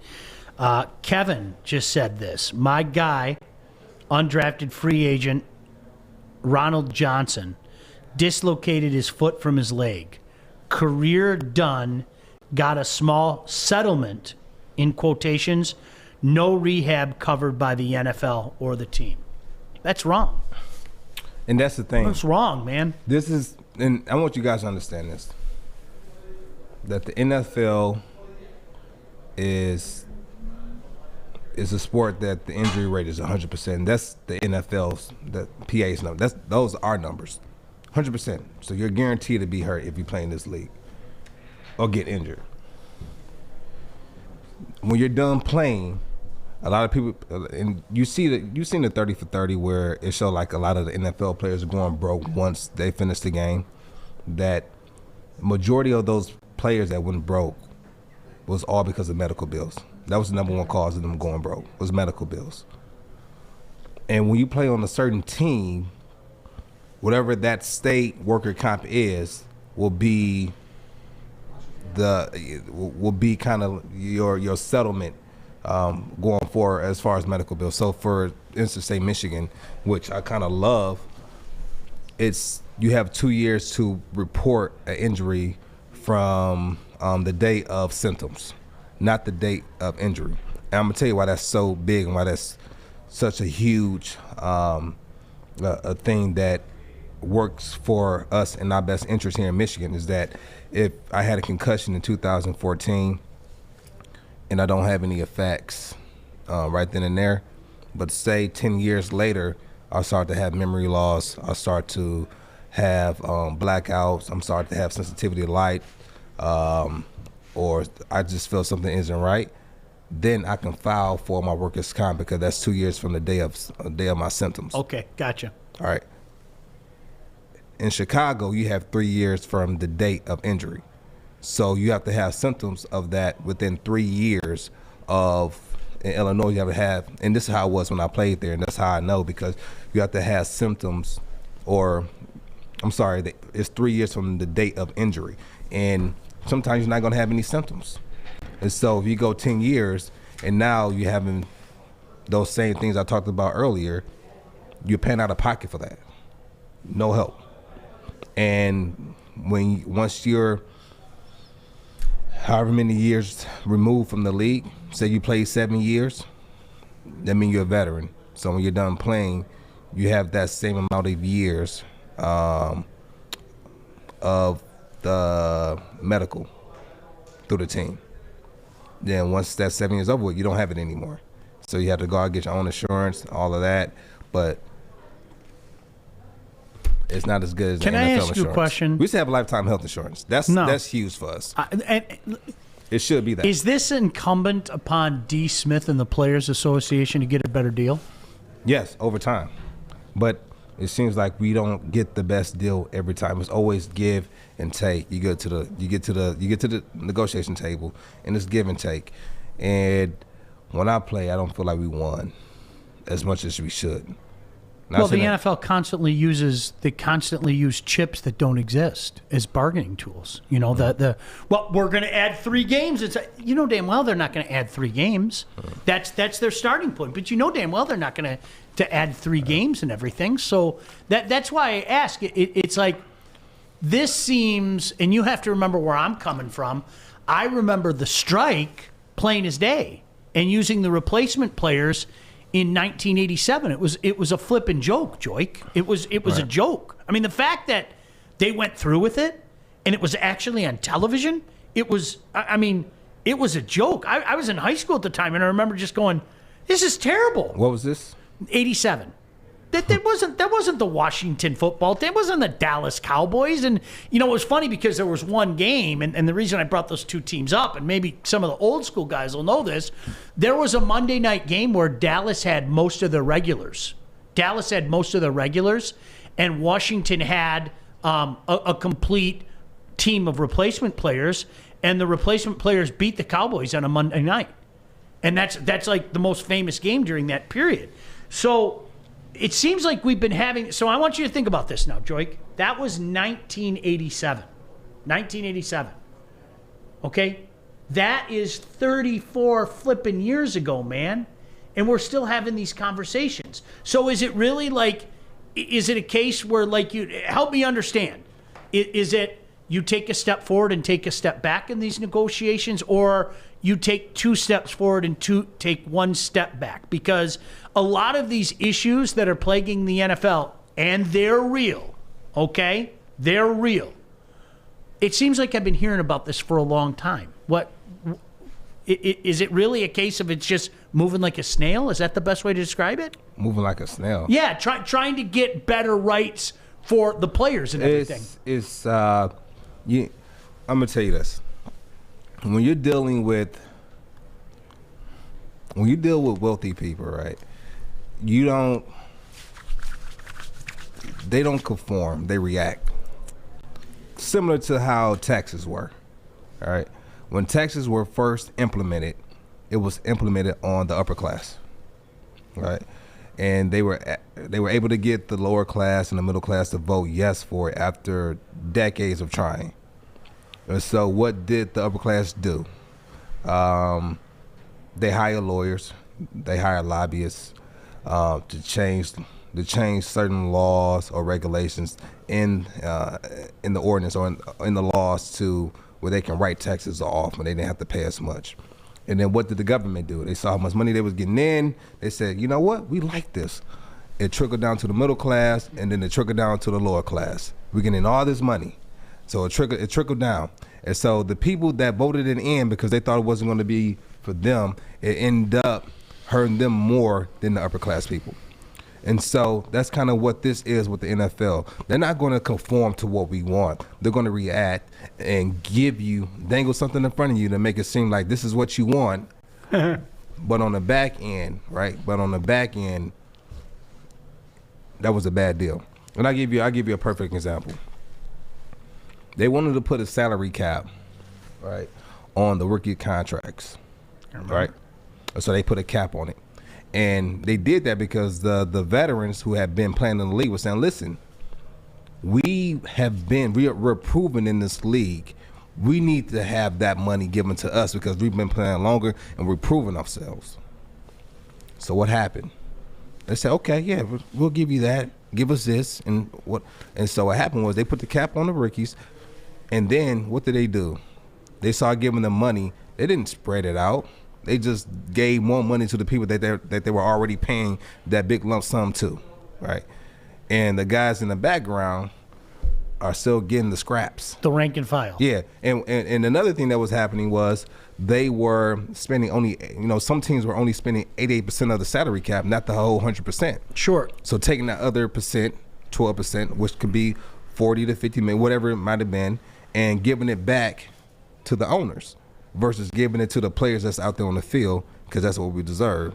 And so over time, they forced them to every year they had to go up in their salary cap as far as how much they spent. Yep. And so by the end of it, they had to spend 100% of it.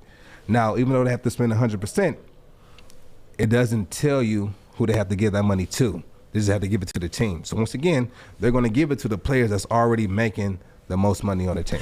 It is such a fascinating, for me, I'm just going to speak for me. I don't know if you guys out there feel the same way. The education, that you just provided, I love that stuff. I'm sorry, I just do, because so often you hear people take sides, and one thing that's worked out well in the NHL, and I know the NHL Players Association doesn't like their last agreement, but one thing that worked out very well, Joik, is what happens now on July 1 is unrestricted free agent day. You can sign a guy to a contract, right? Right. A guy like Joik Bell, you're going to end up getting a contract like some of these other guys are going to get, because basically you've improved the middle class of the National Hockey League.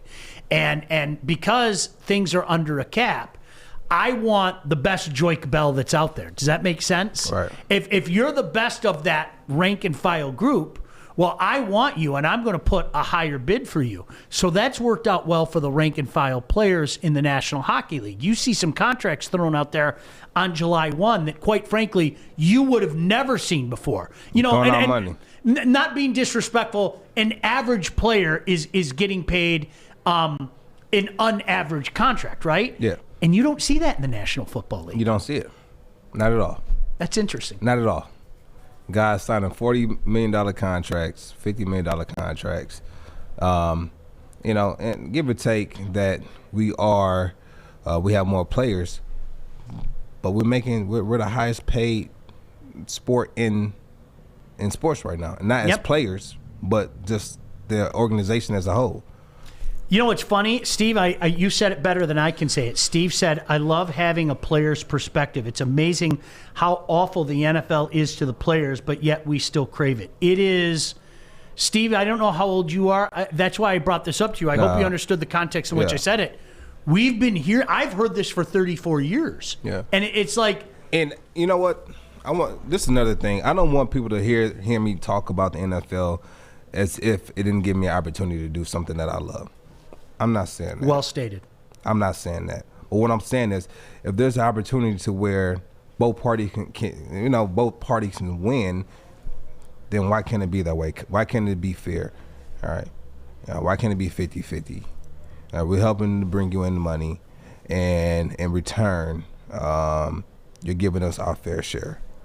You have a lot of guys come and they play in the NFL, and it helps to jumpstart their career off of the field as far as business ventures. What happened? No, he just wrote, I'm old like you, Sean. Sorry. You were on a roll. I'm sorry. I had to giggle when I saw that. But it jumpstarts our career onto more resources. And like I said, that when you're successful or when you're in the limelight, more resources will start to come to you. More business deals will start to come to you. More people want to be around, and you have to weed out the people that are good for you, the people that aren't good for you. And that's one thing about the NFL.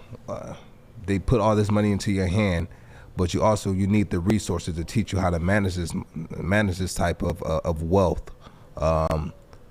Especially when you have a young guy who came in and his family has never had any money before.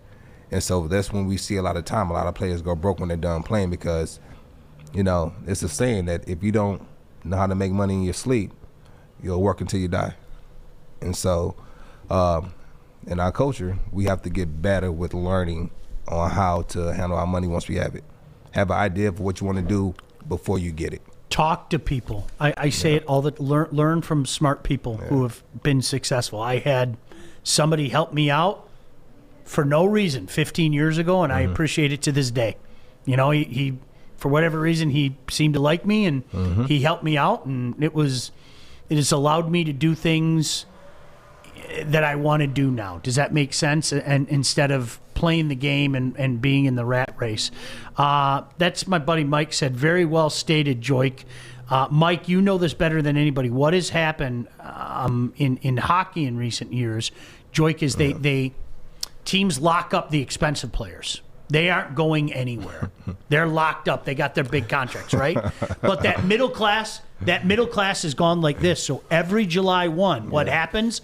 I have no other way to say this. And Mike, yell at me if you disagree. Average players get good contracts now. Good players get great contracts now. So it's really helped out the middle class, but it's kind of tapped out the top. Does that make sense? Yeah. It's a weird dynamic.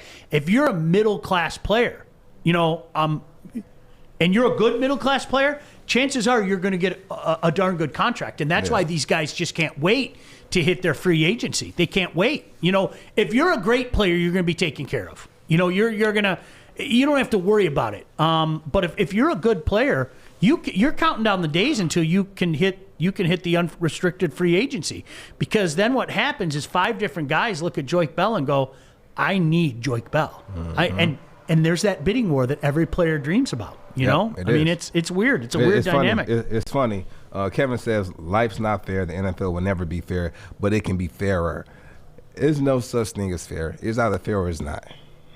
It's like asking your wife, "Hey, babe, are you loyal to me?" Well, I'm kind of loyal. I kissed a guy yesterday, but we didn't. It didn't do.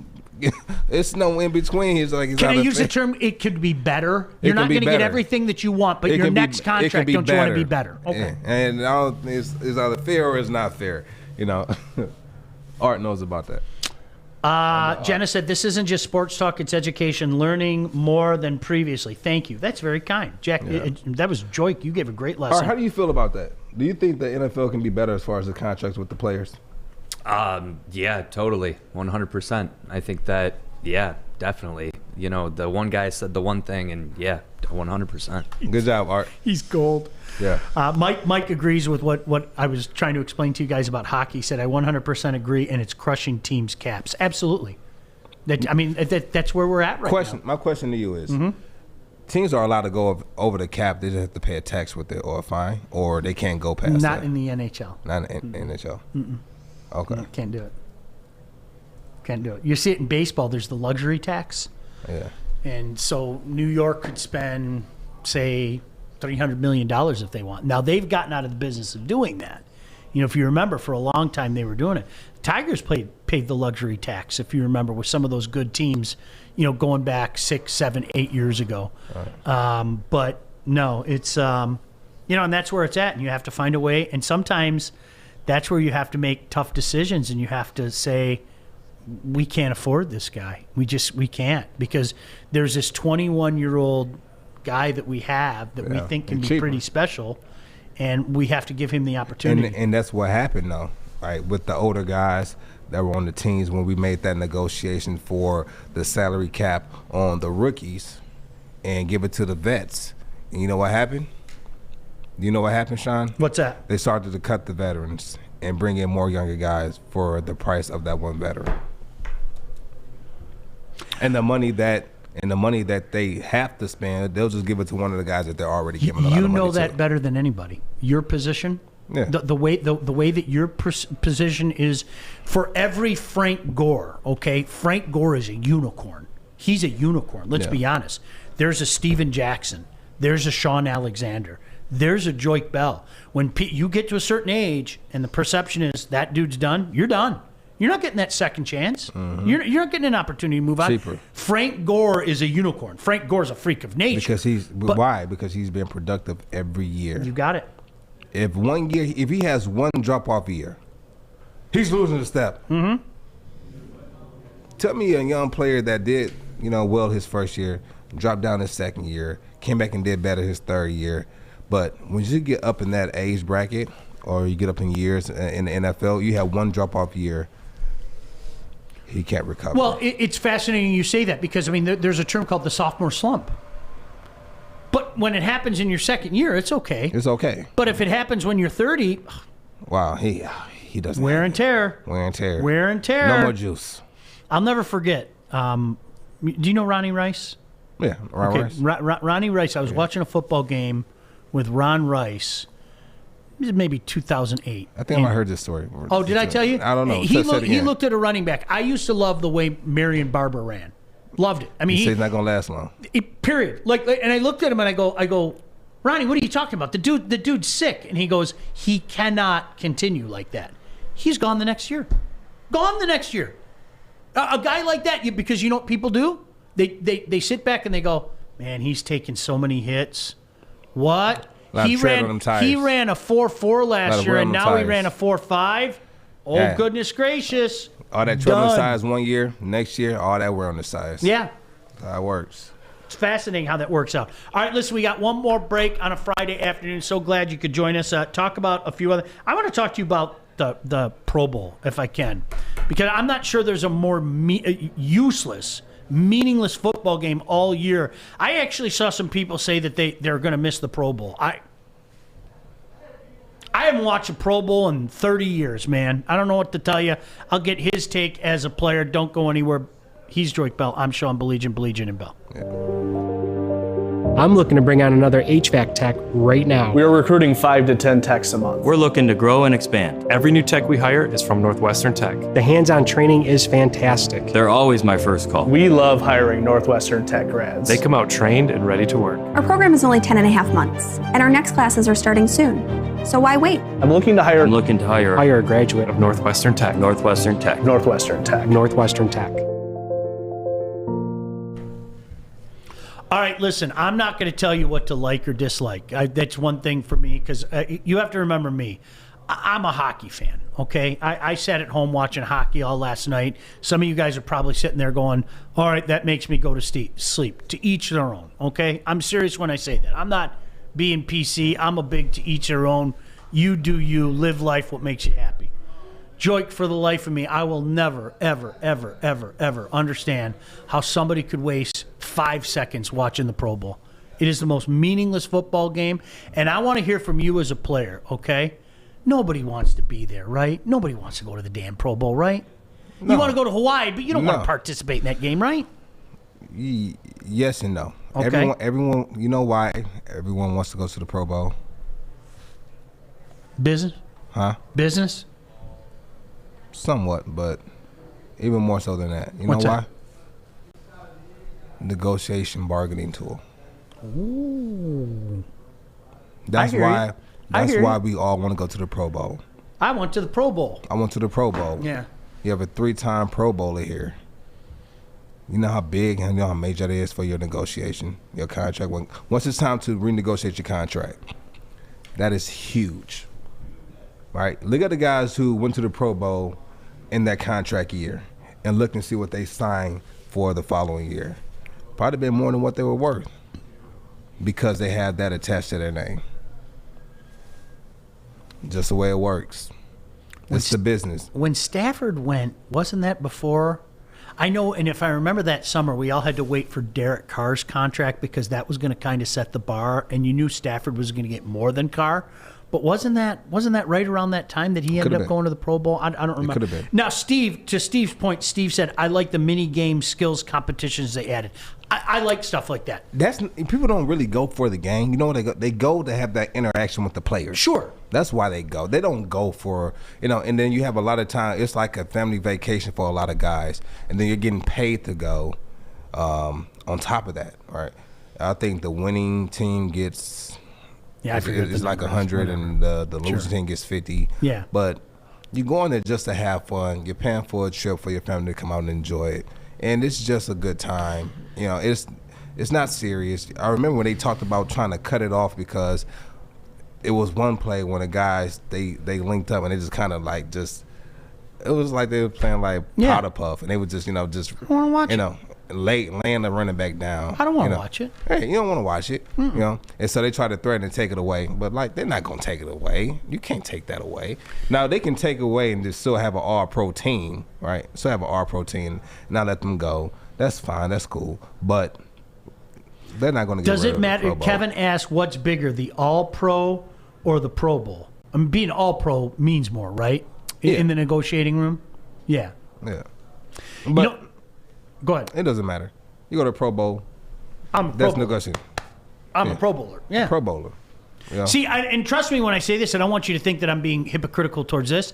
The only of the All-Star games that I watch is baseball because that actually looks like a baseball game. You see what they said? Sean Taylor was serious. He was. Oh, serious. he was serious. Hey, Steve's right about that. Yeah, he was serious. My man was serious. And then people get upset with him because he was playing it the way the game was meant to be played. And that's what I'm sorry. That's what. And I'm again like I don't want anybody to think that I'm like. The NHL All-Star Game is every bit as bad. I won't turn on a second of it. I love the skills competition they do the night before. That's unbelievable. Seriously, count me in. That is what I call designated viewing. That's what they going for. Mike, come over if they have a skills competition. I know they're not doing it, Mike, come over. We'll barbecue. We'll do something if there's some kind of skills competition. And then don't go to the Pro Bowl and then get Pro Bowl MVP. Oh, yeah. Throw that. Just throw the money at him. Throw the money at him. Let's pretend. Throw this the is money at him. I'm going to throw the money. Throw the money at him. I'm going to throw the money now. No, Pro Bowl MVP. But that's what I wouldn't watch that game. No way, no how. I think one time I turned it on by accident a few years ago. It just doesn't interest me. Now, what's interesting about this, and Art put that up there. So they're doing a Pro Bowl Madden style, right?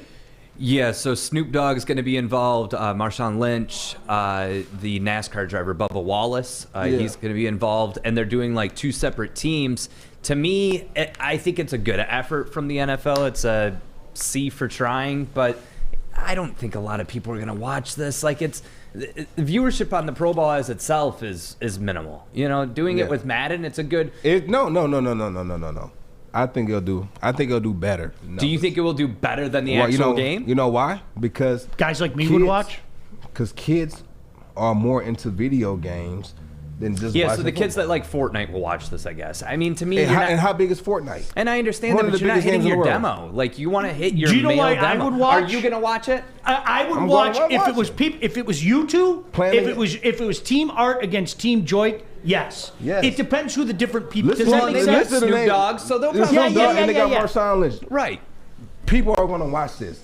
Watch what I tell you. People are going to watch it. You might not watch it, but watch. No, I'm People- not saying that I won't watch it. I just think that I think the Pro Bowl in general is a giant waste of time just because, sure, it's powder puff football basically. You still have a chance to get injured. But like Baligian had said, I'll go on YouTube still to this day. The other night I was watching NFL I think it's better. tricks, for the All-Star game. I don't like the All-Star game, but the trick competitions, NBA, I love it. Listen, the Baligian, I think this is actually better.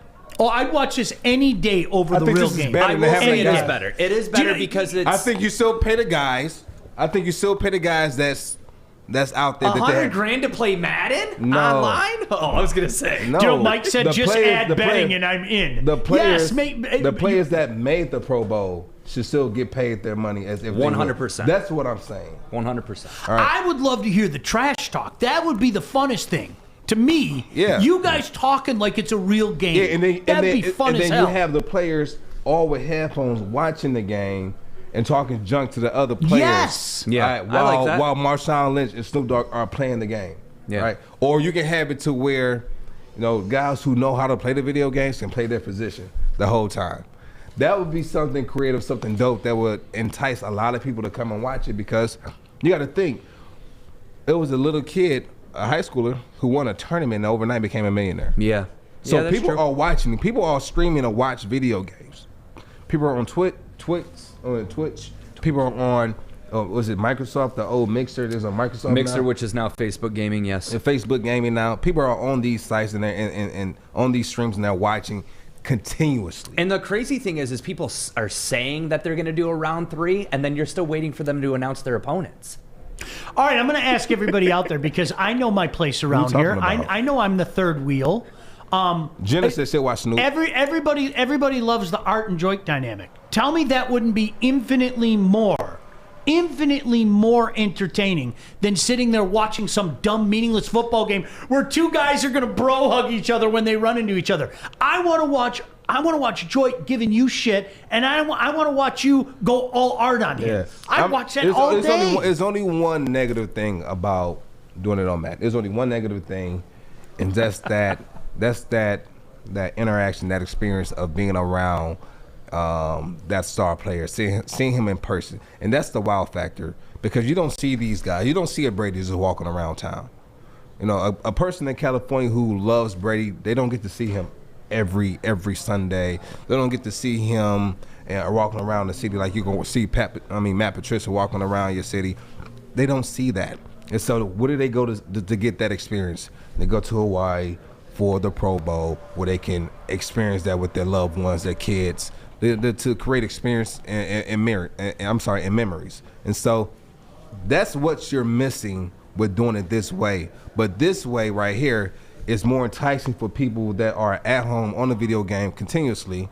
They can just click over and watch this. Like kids that are 7 or 8 years old who like football, who can't go to Hawaii, can just click over and watch it on Twitch or Facebook Gaming. So Grammy Whammy pointed out you two actually agree. no, because he was talking more. He was talking. Oh, more I was stuff. talking, but no, I was talking garbage because I'm was still talking waiting garbage. for him to announce who his teammates are for this Bell vs. Smith 3. I've been waiting for days now. So speaking of Madden and speaking of gaming, do you have an announcement to make? I'm waiting. I got my team ready for round 3. You're texting me and calling me when I'm putting my kids to bed. Let's get this going, Joy. Who puts Don't their kids talk to bed about at it, 7 be about o'clock?